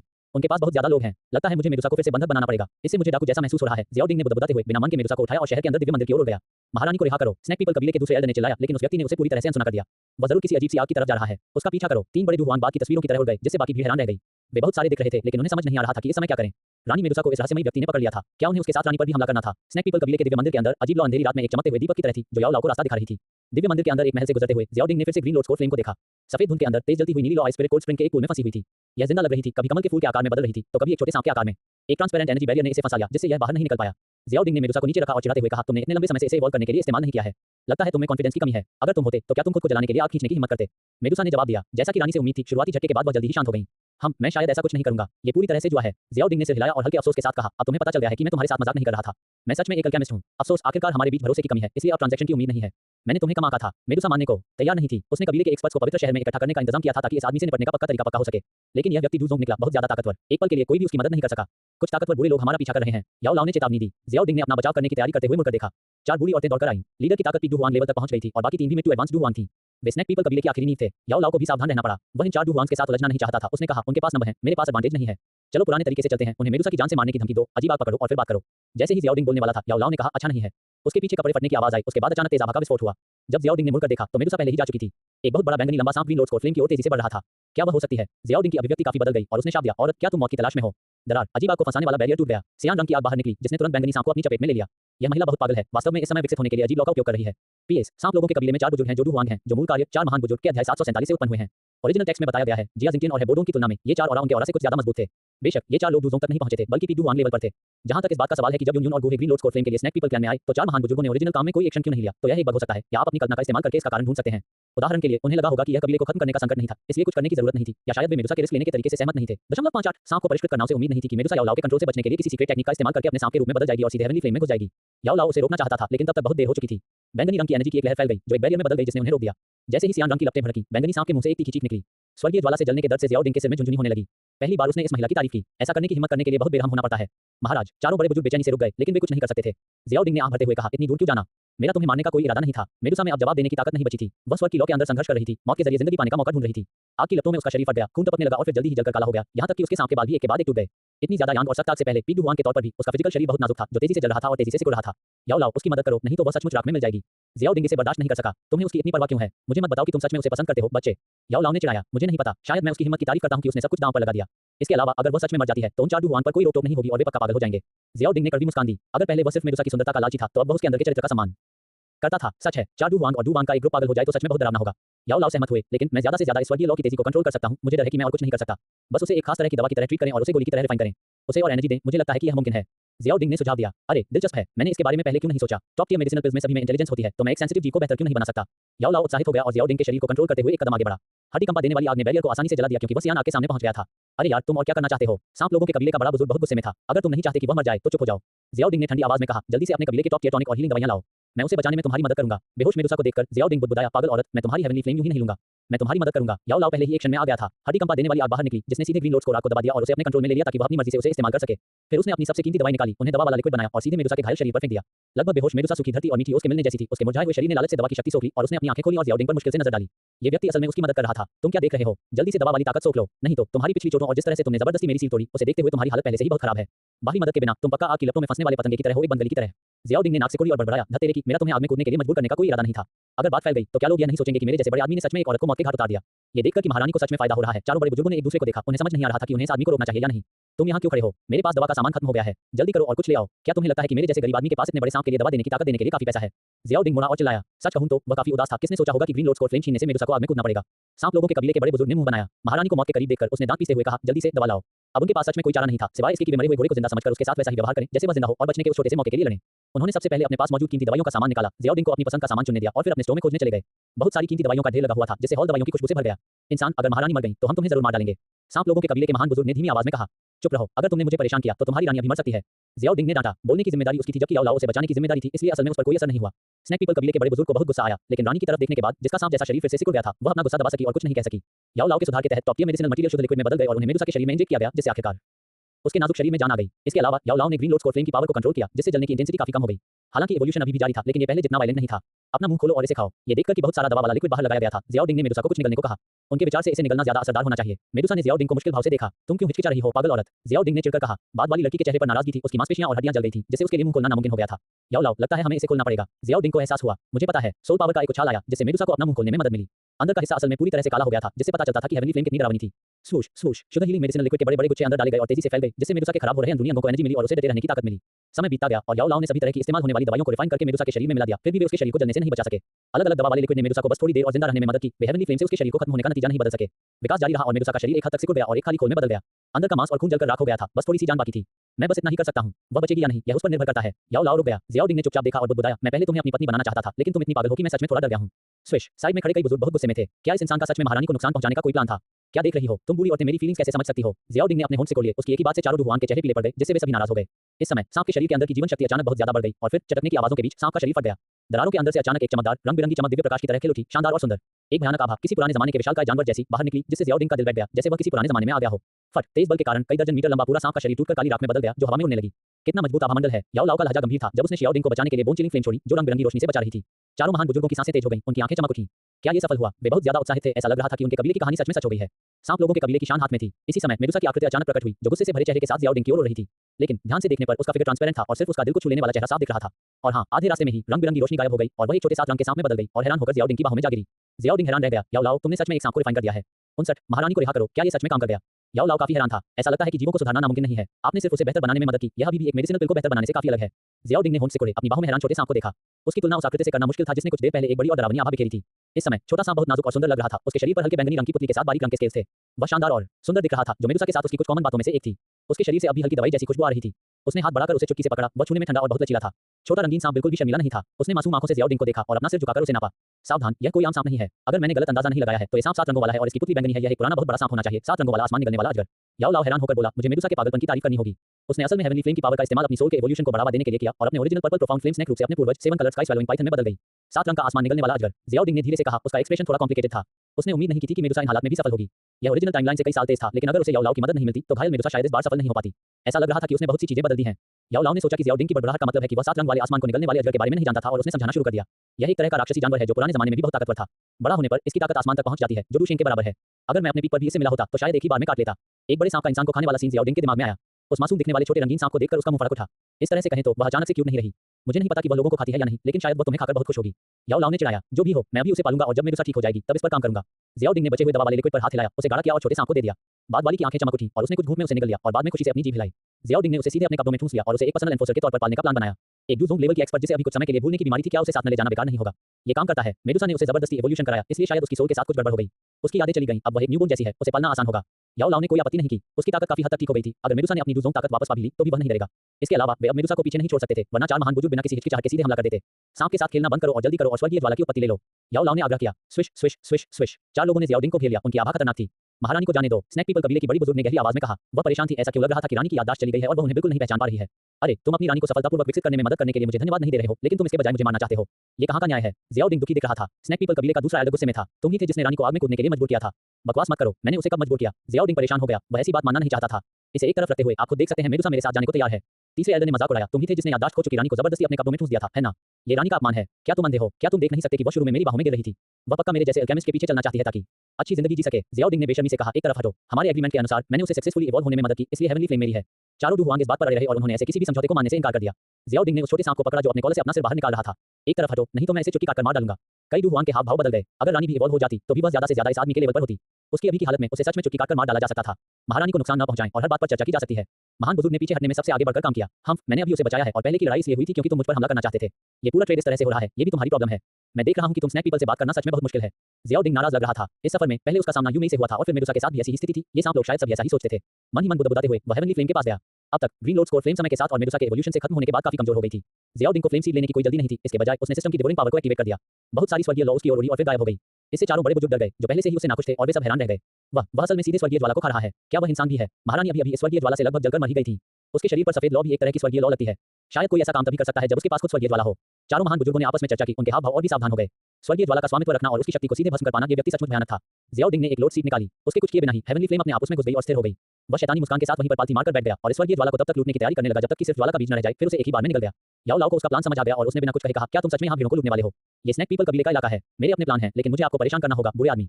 जियाओडिंग शैतानी ढंग से मुस्कुराया। तुम मुझे फिर से धोखा तो नहीं दोगे, है ना? याओ लाओ बहुत सावधान था। मैंने तुम्हें कब धोखा दिया है? मैं बस तुमसे 7 रंग वाले आसमान को निगलने वाले अजगर को पालने के लिए कुछ गोलियां बनाने में मदद करने के लिए कह रहा हूं और जब हम ये कर रहे हैं तो इन बड़ों का मुंह बंद कर दो। जैसे ही जियाओडिंग ने कहा, उसने चारों बड़े बुजुर्गों की तरफ देखा। मेरा तुम्हारा दुश्मन बनने का कोई इरादा नहीं है, तुम ही हो जो मेरे साथ कुछ करने की तैयारी कर रहे हो। सोचो, क्या ये सही नहीं है? आपका क्या मतलब है? बड़े बुजुर्ग ने भौहें चढ़ाईं। जाहिर है, ये शांति से साथ रहने के लिए है। मैं यहीं रहकर हेवनली फ्लेम को खाऊंगा। तुम जाकर दवा का सामान इकट्ठा करो और मैं उन्हें तुम्हारी रानी के खाने के लिए रिफाइन कर दूंगा। जहां तक तुम्हें जरूरत की गोलियों की बात है, मैं उन्हें भी तुम्हारे लिए जरूरत के हिसाब से रिफाइन कर सकता हूं। 7वें टियर से नीचे की कोई भी गोली ठीक है, जब तक तुम सामान दे सको। कैसा रहेगा? इस बार जियाओडिंग मजाक नहीं कर रहा था, उसने बहुत गंभीरता से बात की। उसके दिल में शांति बेहतर थी। अब मेडुसा को एक मीडियम की तरह इस्तेमाल करके वह पूरे स्नैक पीपल कबीले को अपने लिए दवा का सामान इकट्ठा करने और उनकी दुश्मनी खत्म करने के लिए इकट्ठा कर सकता था। इसके बहुत सारे फायदे थे। क्या तुम सच में इतने दयालु हो? बड़े बुजुर्ग ने भौहें चढ़ाईं, उन्हें शक था। अगर आप तैयार नहीं हैं, तो मैं अभी हेवनली फ्लेम के साथ जा सकता हूं। जियाओडिंग ने ठंडे स्वर में कहा। रुको, हम सहमत हैं। ग्रैंड एल्डर नहीं चाहते थे कि रानी को यह आदमी ले जाए, कौन जानता था कि क्या होगा। उन्हें यहाँ रहने देकर वे ये पक्का कर सकते थे कि रानी को काफी फायदे मिले। 60 अजीबा की वजह से वह लगभग गिर ही गया था। हो सकता है कि रानी को किसी समय अपनी यादें वापस आ जाएं और वह इस व्यक्ति के दबाव से बच सकें। एक पल के लिए दोनों पक्षों के अपने अपने छिपे हुए एजेंडे थे। जियाओडिंग पूरे स्नैक पीपल कबीले को लूटना चाहता था। स्नैक पीपल कबीले के बड़े लोग पासा पलटना चाहते थे। यह एकदम सही मैच था। तो फिर यह जगह छोड़ दो, मेरी इजाजत के बिना मुझे परेशान मत करो। जियाओडिंग ने हाथ हिलाया, ऐसा दिखाया जैसे वह उस जगह का मालिक बन गया हो। ये सुनकर चारों बड़े बुजुर्ग उसे मारना चाहते थे। यह आदमी सच में इस जगह को अपने घर जैसा समझता था, लेकिन ये तो रानी का इलाका था। ये व्यक्ति घोंसले पर मैकपाई की तरह कब्जा कर रहा था और इस बारे में इतना खुद को सही समझ रहा था। ये सच में बहुत गुस्सा दिलाने वाला था। क्या कुछ और है? जियाओडिंग ने आंखें से कुड़ी। ऐसा लग रहा था जैसे वह पिटाई मांग रहा हो। उसे यह रूप बहुत अच्छा लगता था। दूसरे लोग क्रोधित होते थे पर उसका कुछ नहीं कर पाते थे। उनमें से कुछ लोग गुस्से में थे लेकिन अपनी बात कह नहीं पाए। एक बुजुर्ग सिर्फ इतना पूछ सका, क्या आप हमारे लिए मुफ्त में दवाई रिफाइन कर सकते हैं? यह मुफ्त क्यों होना चाहिए? जियाओडिंग ने रूखेपन से जवाब दिया। नियम के हिसाब से मेडिसिन रिफाइनिंग के मौके के लिए सामान बदल लो। लालची मत बनो। ये तुम्हारी किस्मत है कि तुम मेरे जैसे एडवांस्ड एल्केमिस्ट के संपर्क में आ पाओगे। उनमें से कुछ चुप हो गए, उन्हें ये सही लगा। आखिर अगर यह आदमी उनके ही कबीले का कोई एल्केमिस्ट भी होता तो भी वह बिना वजह रिफाइन नहीं करता। तो फिर हम विदा लेते हैं। कृपया हमारी रानी का अच्छे से ख्याल रखें। चार महान बुजुर्ग वहां से चले गए और दवाई का सामान इकट्ठा करने लगे। तुम बदमाश हो, किसी और की अथॉरिटी का इस्तेमाल करके दूसरों को डरा रहे हो और लोगों को फिर से बेवकूफ बना रहे हो। बूढ़ा याओ को चबाक रह गया। मैं उन्हें बेवकूफ नहीं बना रहा हूं। क्या मैं सच में उनके लिए दवा को बेहतर नहीं बना सकता? इसके अलावा ये दोनों के लिए फायदेमंद है, इससे सबको कुछ न कुछ मिलता है। जियाओडिंग ने बिना किसी शर्मिंदगी के पूरे विश्वास के साथ कहा। तुम्हारे अंदर सच में हिम्मत है। उनकी रानी को इस हालत में लाकर फिर भी उन्हें लूटने के लिए यहीं रहने का प्लान बना रहे हो। बूढ़े याओ ने भी इस बच्चे की सोच की कुछ हद तक तारीफ की। ये पूरा स्नैक पीपल कबीला था, फिर भी उसने उन्हें बेवकूफ बनाने की हिम्मत की। मैंने ऐसा नहीं किया, मुझे मजबूर किया गया। मैं बेगुनाह हूं। जियाओडिंग ने नाक सिकोड़ते हुए कहा। मैं स्वर्गीय ज्वाला की शक्ति को खा रहा हूं। इस बार मैं एक ही बार में डूलिंग तक पहुंच जाऊंगा। उसने अपनी आंखें बंद कर लीं और अपनी पूरी ताकत से स्वर्गीय ज्वाला को सोखने लगा। इस बार स्वर्गीय लौ मैग्मा में नहीं थी। जियाओडिंग इसे लगातार सोख सकता था। उसे अबोल याओ पर निर्भर रहने की जरूरत नहीं थी, जो ज्यादा सुविधाजनक था। छोटे रंग बिरंगे सांप ने अपना सिर उसकी छाती से बाहर निकाला और ध्यान से स्वर्गीय लौ की एक लौ भी अंदर ली। संतुष्टि के भाव के साथ वह उसकी बाहों में आराम करता रहा। अगले दिन स्नैक पीपल कबीले के बड़े बुजुर्ग कुछ टॉप टियर मेडिसिनल मटेरियल लाए। इस बार ज्यादातर दवा का सामान नींव को मजबूत करने और सोर्स को पोषण देने के लिए था, जो खास तौर पर नई जन्मी रानी के लिए तैयार किया गया था। कृपया उन्हें मेरी मौजूदगी में सुधारें और महारानी को खिलाएं। स्नैक पीपल कबीले की बड़ी बुजुर्ग थोड़ी विनम्र थी, क्योंकि इस बार वह एक एहसान मांग रही थी, इसलिए उनका रवैया काफी सुधर गया था। जियाओडिंग रुका और बूढ़े याओ से कहा, यहाँ बहुत सारी दवाइयां हैं। छोटा बच्चा पक्का सब खत्म नहीं कर पाएगा। उसे ज्यादा खाने से बचाने के लिए चुपके से मेरे लिए कुछ बचा लो। तुम सचमुच बेशर्म हो, बूढ़े याओ ने मजाक में कहा, दवाइयों का सामान रोक कर रखना और इस बारे में इतना खुद को सही समझना। मुझे वैसे भी प्रोसेसिंग फीस चार्ज करनी चाहिए थी। जियाओडिंग ने इसे हल्के में लिया और सीधे सांप लोगों के कबीले के बड़े बुजुर्ग से कहा, मैं मुफ्त में दवा नहीं बनाता। मैं पेमेंट के तौर पर उसकी दवा की आधी चीजें लूंगा। जहां तक तुम्हारी बात है, तुम 3 सेट सामान लाओ और मैं तुम्हें दवा की गोलियों का एक हिस्सा दूंगा। स्नैक पीपल कबीले के महान बुजुर्ग ने इसकी तुलना दूसरे अल्केमिस्ट की फीस से की और पाया कि यह बहुत सस्ती है। आखिरकार दवा रिफाइनिंग में फेलियर रेट होता है। 3 सेट मटेरियल से एक तैयार प्रोडक्ट मिलना पहले से ही बहुत मुश्किल था। इसके अलावा इस व्यक्ति को चुपके से उन्हें रोकने देने के बजाय खुले तौर पर ट्रेड करना बेहतर था। उसने सिर हिलाया, ठीक है, आप बहुत कम पैसे ले रहे हैं, मैं सस्ता मजदूर बन गया हूं। बूढ़े याओ ने शिकायत की, यह एक पार्टनरशिप है, हमें थोड़ी ईमानदारी दिखानी होगी। जियाओडिंग ने हाथ बढ़ाकर छोटे सांप को बाहर निकाला और मुस्कुराते हुए कहा, ब्रेकफास्ट टाइम। छोटा सांप समझ गया। उसने खुशी-खुशी अपना सिर जियाओडिंग से रगड़ा, बहुत प्यार से। इससे स्नैक पीपल कबीले के बड़े बुजुर्ग को थोड़ा बुरा लगा। महारानी इस इंसान के इतने करीब क्यों थी? क्या ये हेवनली फ्लेम की वजह से था या वह बहुत भोली थी और इस आदमी के दिए गए मेडिसिनल लिक्विड से धोखा खा गई? बूढ़ा याओ सच में एक ग्रैंड मास्टर अल्केमिस्ट था। बड़े बुजुर्ग के लाए दवा वाले सामान का इस्तेमाल करके उसने आसानी से नी को मजबूत करने और सोर्स को पोषण देने के लिए एक दवा वाला लिक्विड बनाया। छोटे सांप ने उसे बहुत खुशी से खाया और जियाओडिंग के और करीब आ गया। आपकी दवा की गोलियों को हर आधे महीने में एक बार रिफाइन किया जाएगा। सामान पहले से तैयार रखें। जियाओडिंग ने स्नैक पीपल कबीले के बड़े बुजुर्ग को भेज दिया और फिर तुरंत मेडुसा के लिए रखे गए दवा वाले लिक्विड का एक चम्मच ले लिया। जल्द ही उसका पूरा शरीर लाल हो गया और उसके सिर से धुआं उठने लगा। हे भगवान, दवा की ताकत इतनी ज्यादा है। जियाओडिंग का चेहरा सदमे से पीला पड़ गया। बूढ़े याओ ने धीरे से कहा, ये डेमोनिक बीस्ट के लिए है। तुम मौके पर इसलिए नहीं फटे क्योंकि तुमने गोल्डन बॉडी टेक्निक की प्रैक्टिस की थी। लेकिन आगे बढ़ो, दो और बाइट लो, मैं गारंटी देता हूं कि तुम्हारे मेरिडियन फट जाएंगे। हम अगली बार मैं कम खाऊंगा। जियाओडिंग शर्मिंदा था। उसने जल्दी से अपने कपड़े उतारे, एक लाल बॉडी टेम्परिंग दवा वाला लिक्विड निकाला और उसे अपने शरीर पर लगाया। फिर उसने गोल्डन बॉडी टेक्निक की प्रैक्टिस शुरू कर दी। इस दवा टेक्निक ने बहुत सारा फिजिकल एसेंस खत्म कर दिया और इसने उसके शरीर में बढ़ती मेडिसिनल पावर को जल्दी से एब्जॉर्ब कर लिया। उन्हें जल्दी पता चला कि इस मेडिसिनल पावर की मदद से उनके मेरिडियन चौड़े हो गए थे और ज्यादा मजबूत हो गए थे। अच्छी चीज, उन्होंने दिल से तारीफ की। बूढ़े याओ ने बेपरवाही से कहा, बहुत सी दवा वाली चीजें छठी क्लास की गोलियां बनाने के लिए हैं। उनमें से एक स्नैक फ्रूट में दवा की ताकत है जो 7वीं क्लास तक पहुंच जाती है। गोली बने बिना भी ये छठी क्लास तक पहुंचने के लिए काफी है। बूढ़े याओ ने शांति से कहा, बेशर्म बदमाश, तुम सच में कुछ बढ़िया दवाइयों को लूटने में कामयाब हो गए, वरना आम हालात में क्लाउड मिस्ट सेक में भी तुम्हें इतने सारे बढ़िया सामान नहीं मिलते। तो मेरा तरीका सही था, है ना? हालांकि यह थोड़ा बेशर्मी भरा है, लेकिन मुझे असल में फायदा हुआ। जियाओडिंग हंसा। इस समय छोटे सांप ने नी को मजबूत करने वाला दवा वाला लिक्विड बहुत ज्यादा पी लिया था। उसका पेट फूल रहा था और उसने एक उबासी ली और फिर आज्ञाकारी ढंग से जियाओडिंग की छाती पर वापस जाकर सो गया। क्या यह आदमी सच में मुझे अपने सांप के घोंसले जैसा समझता है? जियाओडिंग ने बुदबुदाया, शायद ऐसा इसलिए है क्योंकि आपके पास ग्रीन लोड स्कोर फ्लेम है। वह भी इसी हेवनली फ्लेम में पैदा हुई थी, इसलिए वह अपने आप के करीब महसूस करती है। बूढ़े याओ ने अंदाजा लगाया, लेकिन अगर वह औरत जाग गई तो वह शायद सीधे तुम्हारी पसलियां तोड़ देगी। डरावनी कहानियां सुनाना बंद करो। क्या तुम? जियाओडिंग को अपनी रीढ़ की हड्डी में ठंडक महसूस हुई। लगता है मुझे अपनी फिजिकल बॉडी को जल्द से जल्द सिल्वर बॉडी लेवल तक ले जाने की जरूरत है। बेहतर होगा कि गोल्डन बॉडी तक। भले ही आप गोल्डन बॉडी टेक्निक में परफेक्शन तक पहुंच जाएं, आप ज्यादा से ज्यादा डुहुआन लेवल के डेमोनिक बीस्ट के बराबर होंगे। आप फिर भी उसे हरा नहीं पाएंगे। बूढ़े याओ मुस्कुराए, तो मैं भी अपनी खेती बढ़ाऊंगा जब तक मेरे पास डुहुआन की खेती है। मैं उससे नहीं डरूंगा। उसने नागसिकोरी और ओरियाओ से बात करना बंद कर दिया। अपनी डुक्यूवी बढ़ाने के लिए हेवनली फ्लेम की शक्ति का फायदा उठाना जारी रखा और गोल्डन बॉडी टेक्निक की प्रैक्टिस करने के लिए कड़ी मेहनत की। इस बार वह अपनी मर्जी से हेवनली फ्लेम को लूट सकता था। हर दिन उसकी नींव को मजबूत करने के लिए हाई ग्रेड मेडिसिनल लिक्विड होते थे, जिससे उसकी गोल्डन बॉडी टेक्निक को आगे बढ़ाने में मदद मिलती थी। उनकी साधना में तेजी से सुधार हुआ और उनका शारीरिक शरीर लगातार मजबूत होता गया। सिर्फ 3 दिनों में उनका 1 स्टार बढ़ गया। एक हफ्ते बाद जियाओडिंग 5 स्टार ग्रेड डू मास्टर के लेवल पर पहुंच गया।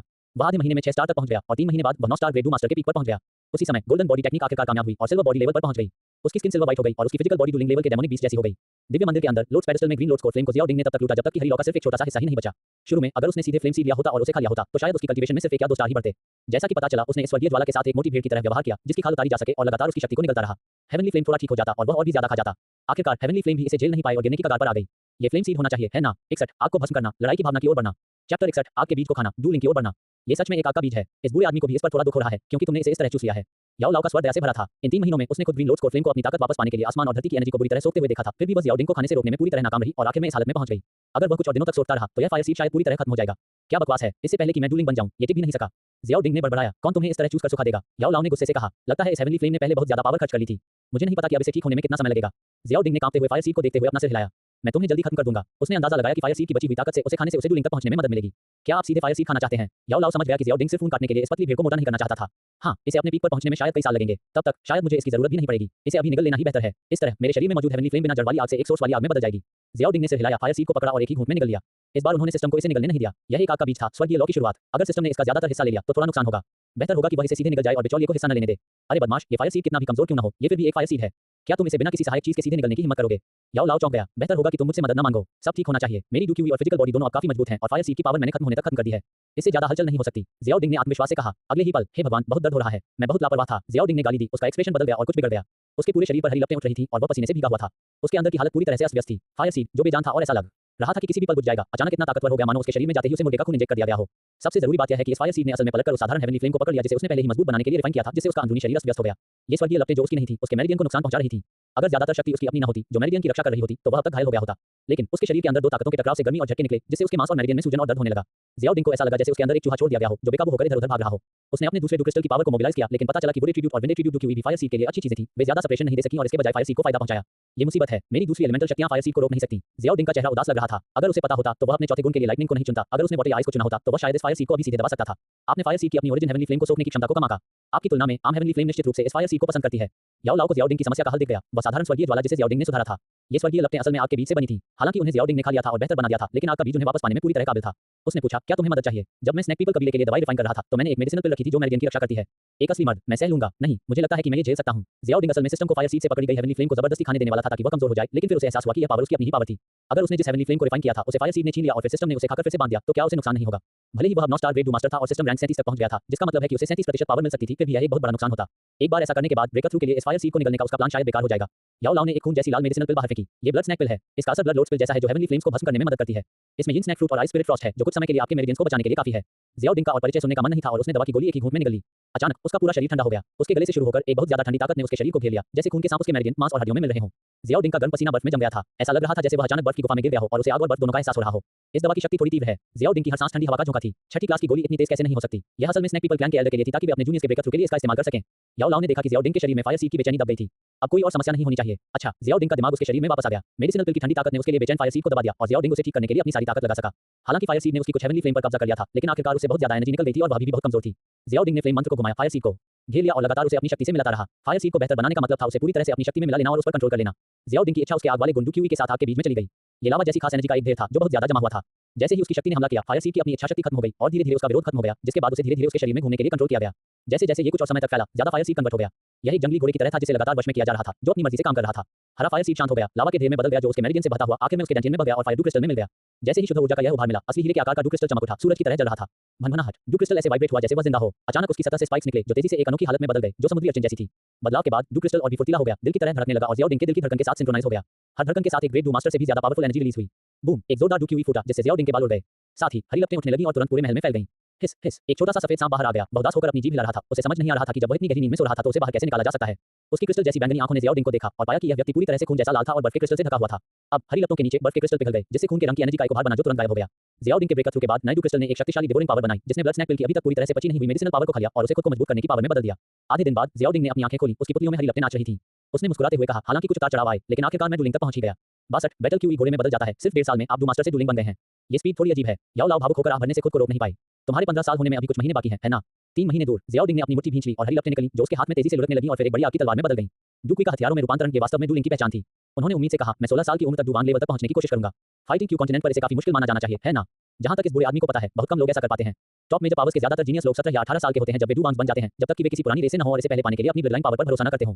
याओ लाओ ने इस पॉइंट तक कहा और मुस्कुराया। आपको एक स्पेशल ब्लड लाइन वाला जीनियस माना जा सकता है। भविष्य में आपको उन पुरानी रेस के प्रोडिजीज के साथ मुकाबला करने का मौका मिलेगा। निश्चित रूप से, ज़ियाओडिंग कॉन्फिडेंस से मुस्कुराया, लेकिन जब उसने हवा में तैरते हुए और गुस्से से अपनी जीभ निकालते हुए रंगीन छोटे सांप को देखा तो उसकी मुस्कान गायब हो गई। इससे पहले कि उसमें इस औरत को दबाने की ताकत होती, वह अभी भी बहुत ज्यादा बहक नहीं पाया था। कयर, इधर आओ। ज़ियाओडिंग ने इशारा किया। ये वही नाम था जो उसने मेडुसा को दिया था। सूश, छोटा सा सांप उसके हाथ में ऐसे आया जैसे टेलीपोर्ट हो रहा हो। उसकी स्पीड बहुत तेज थी। भले ही ज़ियाओडिंग बच निकला था, लेकिन वह मुश्किल से ही उसकी परछाई देख पा रहा था। उसने उसके शरीर को दबाया और छोटे सांप के सिर पर थपथपाया। छोटे जी को मजा आया। वह खुशी से अपनी पूंछ हिला रहा था। ज़ियाओडिंग ने कहा, अब हमें निकलना होगा। बाहर ज्यादा मजा है। क्या तुम चलना चाहोगे? छोटे सांप ने सिर हिलाया। वह बहुत उत्सुक लग रहा था। असल में इस दौरान उसने आसपास की लगभग हर चीज देख ली थी। तो फिर चलो चलें। ज़ियाओडिंग ने कमल का आसन हटा दिया और सीधे वहां से निकल जाने का फैसला किया। वह 5 महीने से गायब था, उसे जल्दी वापस आना था और किंग ए को स्वर्गीय सर्प महल में लाना था। छोटा सांप बिना किसी पुरानी याद के ज़ियाओडिंग के गले लग गया। जैसे ही ज़ियाओडिंग मंदिर से बाहर निकला, सांप लोगों के कबीले के 4 महान बुजुर्ग उसके पास आ गए। आप कहां जा रहे हैं? सांप लोगों के कबीले का बड़ा बुजुर्ग बहुत घबराया हुआ था। अपनी रानी को हलचल भरी दुनिया दिखाने के लिए घुमाने ले जा रहा हूं। ज़ियाओडिंग ने शांति से जवाब दिया, नहीं, रानी यह जगह नहीं छोड़ सकती। महान बुजुर्ग ने मना कर दिया। वह मेरे पीछे आने को तैयार है, मैंने उसे मजबूर नहीं किया। ज़ियाओडिंग ने गर्व से कहा। हम रानी एक खास हालत में है और अभी भी सही और गलत में फर्क नहीं कर पा रही हैं। हम उनके खानदान के लोग हैं और हमें यह तय करने का हक है कि वह रहें या जाएं। सांप लोगों के कबीले के महान बुजुर्ग ने जवाब दिया, अगर मैं आज ही जाने की जिद करूं तो क्या तुम्हें लगता है कि तुम मुझे रोक पाओगे? ज़ियाओडिंग की नजर थोड़ी ठंडी हो गई और उसके शरीर पर सफेद लपटें उठने लगीं। उन चारों ने एक दूसरे को देखा, ये जानते हुए कि वे सच में दूसरों को जाने से नहीं रोक सकते। प्लीज मुझे मेडुसा से उसकी राय पूछने दीजिए। महान बुजुर्ग हार मानने को तैयार नहीं थे। वे रानी की यादों को जगाने की एक आखिरी कोशिश करना चाहते थे। कयर, बाहर आओ और उन्हें बताओ कि तुम जाना चाहते हो या नहीं। ज़ियाओडिंग ने उसकी छाती थपथपाई। छोटे सांप ने अपना सिर बाहर निकाला और चारों बड़ों की तरफ से हिलाया, ये दिखाते हुए कि वह जाना चाहता है। महाराज, बाहर वालों के दिल धोखेबाज हैं। अगर आप ऐसे बाहर गए तो आपको तकलीफ होगी। बड़े बुजुर्ग ने गंभीरता से कहा, यहीं रुको और हम 4 बूढ़े तुम्हारी अच्छी सेवा करेंगे। छोटे सांप ने अपना सिर हिलाया और फिर ज़ियाओडिंग के गले लग गया। उसका मतलब बहुत साफ है, चिंता मत करो, मेरे पीछे चलने से वह भी ऐशो आराम की जिंदगी जिएगी। ज़ियाओडिंग के बोलने के बाद वह वहां से गायब हो गया। चारों बड़े बुजुर्ग कड़वी मुस्कान के साथ बोले, ये दूसरों का रक्षक न होने का दुख था, वे अपने लोगों को भी नहीं रख सकते थे। याओ लाओ ने ज़ियाओडिंग को पवित्र शहर से बाहर निकाला और रेगिस्तान में पहुंचकर उसे छोड़ दिया। थोड़ा और उड़ो। ज़ियाओडिंग का अभी तक मन नहीं भरा था। ये बूढ़ा आदमी कोई बॉडीगार्ड नहीं है। मैं तुम्हें यात्रा के दौरान क्यों उठाऊंगा? तुम खुद चलो। याओ लाओ को इसमें कोई दिलचस्पी नहीं थी। मैं भी जल्द ही उड़ पाऊंगा। ज़ियाओडिंग ने अपने होंठ सिकोड़े और यात्रा करने के लिए विंड फ्लॉस आफ्टर इमेज का इस्तेमाल किया। थोड़ी देर दौड़ने के बाद वह अचानक रुक गया और नॉर्मल स्पीड से आगे बढ़ने लगा। उन्होंने अपनी डू क्यूई छोड़ी जो उनकी हथेली में लगातार आकार बदल रही थी। मुझे लगता है कि डूलिंग बनने के बाद मेरी डू क्यूई ज्यादा काम की हो गई है, मेरे शरीर के एक हिस्से की तरह जो मेरी हर इच्छा पूरी करती है। ज़ियाओडिंग ने नए रियल्म के बदलावों को बड़ी दिलचस्पी से आजमाया। डूलिंग दायरे में सबसे बड़ा बदलाव आध्यात्मिकता में है। इस तरह आप डू क्यूई को और चीजों में बदल सकते हैं जो अब सिर्फ कवच तक सीमित नहीं है। याओ लाओ ने बताया, जैसे स्नैक पीपल डूलिंग से आपका सामना हुआ था जो सांप के आकार के एनर्जी अटैक करते थे, वैसे ही आप भी कर सकते हैं। सिर्फ सांप के आकार ही नहीं, सेबर और तलवार जैसे हथियारों को छोटा करना भी बहुत आसान है। ज़ियाओडिंग ने अपने हाथ अलग किए और डू क्यूई आटे जैसा था। उसकी मर्जी से ये जल्दी से एक हरी लौ वाली तलवार में बदल गया। ये तलवार थोड़ी खराब दिख रही थी और तेज नहीं थी, जैसे कोई खराब प्रोडक्ट हो। आखिरकार यह उसका पहली बार था जब वह इसे गाढ़ा कर रहा था और ज़ियाओडिंग को ज्यादा अनुभव नहीं था। तलवार का आकार होना पहले से ही ठीक ठाक था। उसने रेत पर फ्लेम लॉन्गर स्वॉर्ड घुमाया। रेत का टीला कटकर खुल गया और बीच के एरिया की रेत सच में पिघल गई। कितनी शक्तिशाली शक्ति है। जियाओ डिंग हैरान था। इस डू लिंक की शक्ति एक महान डू मास्टर की शक्ति से कहीं ज्यादा मजबूत थी। अगर उसने डू क्यूई को नहीं मिलाया होता तो यूमेई जैसे पीक डू लिंक से निपटना तो दूर की बात है, वह कम लेवल के डू लिंक से जीत भी नहीं पाता। सबसे जरूरी बात यह थी कि इस बार फायर सीड को रिफाइन करने से उसका फायर डू क्रिस्टल एक खास फायर सीड में बदल गया था जो लगातार नई हेवनली फ्लेम्स बना सकता था। उसे भविष्य में हेवनली फ्लेम्स खत्म होने की चिंता नहीं करनी पड़ेगी। अपनी डाउची की तेजी से शायद आप डाउची विंग्स को गाढ़ा कर सकते हैं और डाउ लिंक लेवल पर रहते हुए भी उड़ सकते हैं। याओ लाओ अचानक बोला। किसी और के लिए, यहाँ तक कि पीक डू लिंक के लिए भी वह ऐसा नहीं करता, लेकिन जियाओ डिंग की स्थिति खास थी। शायद वह डू लिंक दायरे में डू क्यू विंग्स को जमा करके सच में आसमान में उड़ सकता था। मैं कोशिश कर सकता हूं, लेकिन मेरा रेल्म अभी खुला है और फ्यूजन ऑफ पावर्स को अभी भी बेहतर बनाने की जरूरत है। कोशिश करने से पहले मुझे शायद थोड़ा इंतजार करना होगा। जियाओ डिंग की आंखें थोड़ी चमक उठी, लेकिन फिर उसने अपना सिर हिला दिया। अभी वुड और विंड डू क्रिस्टल को अपग्रेड नहीं किया गया था और breaker through of the fire do crystal ने ओरिजिनल बैलेंस को तोड़ दिया था, जिसके लिए एडजस्टमेंट की जरूरत थी। ऐसा कहने के बाद भी उसने तुरंत अपनी पीठ पर दो कच्चे आग जैसे पंख बना लिए। जब वे फड़फड़ाते थे तो वे तेज हवा के झोंके के अलावा कुछ नहीं करते थे, वह उस समय उड़ नहीं सकता था। जियाओ डिंग बस उन्हें बिखेरते हुए बुदबुदाया, क्योंकि मैं अभी उड़ने के लिए डू क्यूई विंग्स को गाढ़ा नहीं कर सकता, तो मैं एक डू क्यूई हॉर्स को गाढ़ा करूंगा।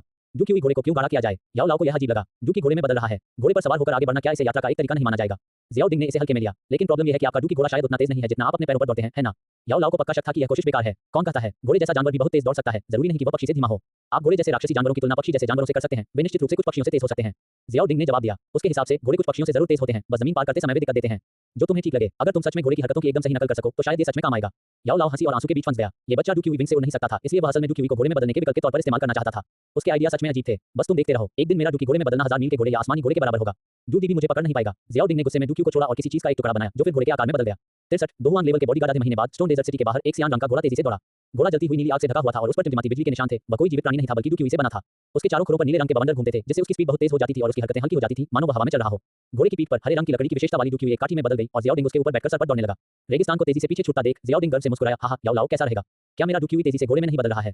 ये बस ठीक ठाक है। आधे महीने तक इसके साथ छेड़छाड़ करने के बाद यह मुश्किल से ही एक आम घोड़े जैसा लगता है। याओ लाओ ने बेरुखी से कहा, लेकिन डू क्यूई पर मेरा कंट्रोल कम हो गया है और मैं भविष्य में इसे और बेहतर बना सकता हूं। शायद मैं डू क्यूई का इस्तेमाल करने का एक नया तरीका बना सकूं जो फाइटिंग क्यूई कॉन्टिनेंट में फैल जाएगा। जियाओ डिंग बहुत कॉन्फिडेंट था। कौन इतना मूर्ख होगा जो आपसे डू की का घोड़े में बदलना सीखेगा? याओ लाओ ने नफरत से कहा, तुम्हारे डाउची ट्रांसफॉर्मिंग इनटू अ हॉर्स से खर्च होने वाला डाउची विंग से 10 गुना ज्यादा है।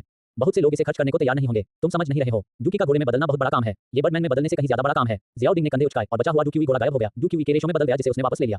फिर वह स्टोन डेजर्ट सिटी की ओर बढ़ गया। वह डिंग तियान मर्चेंट्री ग्रुप में पहुंचे। जियाओ डिंग ने कई नए चेहरे देखे, जिससे पता चलता है कि इस दौरान कई नए लोगों को भर्ती किया गया था। नेता कुछ पुराने सैनिकों ने जियाओ डिंग को देखा और तुरंत उनका अभिवादन करने और झुकने के लिए उनके पास आए।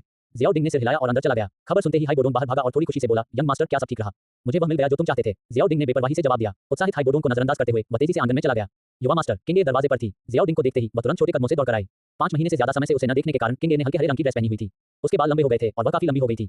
वह फूल की तरह खूबसूरत होती जा रही थी और उसकी भौहों के बीच की मासूमियत में थोड़ा सा आकर्षण भी जुड़ गया था। उसका सुंदर अंडाकार चेहरा खुशी से भरा हुआ था और उसकी हल्की हरी आंखें जियाओ डिंग पर भरोसा दिखाती थी। हालांकि वह थोड़ी शर्मीली थी और उसे ये दिखाना मुश्किल लगता था। वह सिर्फ दूसरी बातें ही कर सकती थी और कहती, यंग मास्टर आप बहुत बदल गए हैं। जियाओ डिंग की स्किन अब ब्रॉन्ज जैसी नहीं रही, वह अपने असली गोरे रंग में वापस आ गया था, जिस पर अब चांदी जैसी चमक थी। उसे एक अमीर आदमी जैसा लुका रहा था। वह पूरी तरह से एक एलिगेंट यंग मास्टर जैसा लग रहा था। हाँ, मुझे ब्रेकथ्रू मिला है। किंगे भी बुरी नहीं है। कुछ महीनों तक तुम्हें न देखने के बाद तुम फिफ्थ स्टेज डू जी तक पहुंच गई हो। ऐसा लगता है कि तुमने बहुत मेहनत की है। जियाओ डिंग ने प्यार से किंगे का सिर सहलाया। हिस हिस उसके कपड़ों से एक रंगीन सांप का सिर झांक रहा था। उसकी हल्की बैंगनी आंखें किंगे को दुश्मनी के भाव से गंभीरता से देख रही थी। Triple Z green snake flower pupil सांपों को कंट्रोल करने के लिए एक खास ऑक्यूलर पावर थी। हालांकि वह एक 7 कलर स्काई स्वॉलोइंग पाइथन थी और उसे कंट्रोल नहीं थी, फिर भी उसे अंदर से कुछ अजीब महसूस हो रहा था। एक सांप। किंगे ने जियाओ डिंग की बाहों में मेडुसा को हैरानी से देखा। उसे अपने आप थोड़ा डर लग रहा था। वह इस छोटे सांप के डरावनेपन को जियाओ डिंग से भी ज्यादा महसूस कर सकती थी। डरो मत, वह एक पालतू जानवर है जिसे मैंने रास्ते में पकड़ा था। वह काटती नहीं है। जियाओ डिंग ने छोटे सांप के सिर पर थपथपाते हुए कहा, वापस सो जाओ। मेरी नौकरानी को मत डराओ। छोटे सांप ने जियाओ डिंग को घूरा लेकिन कुछ नहीं किया और बात मानकर पीछे हट गया। युवा मास्टर जब आप नहाएं और कपड़े बदलें तब किंगे को आपकी सेवा करने दें।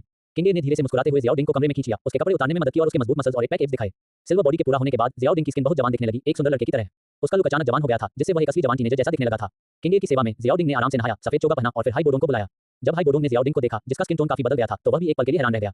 फिर जियाओ डिंग का ऑरा महसूस करते हुए उसकी आंखें हैरानी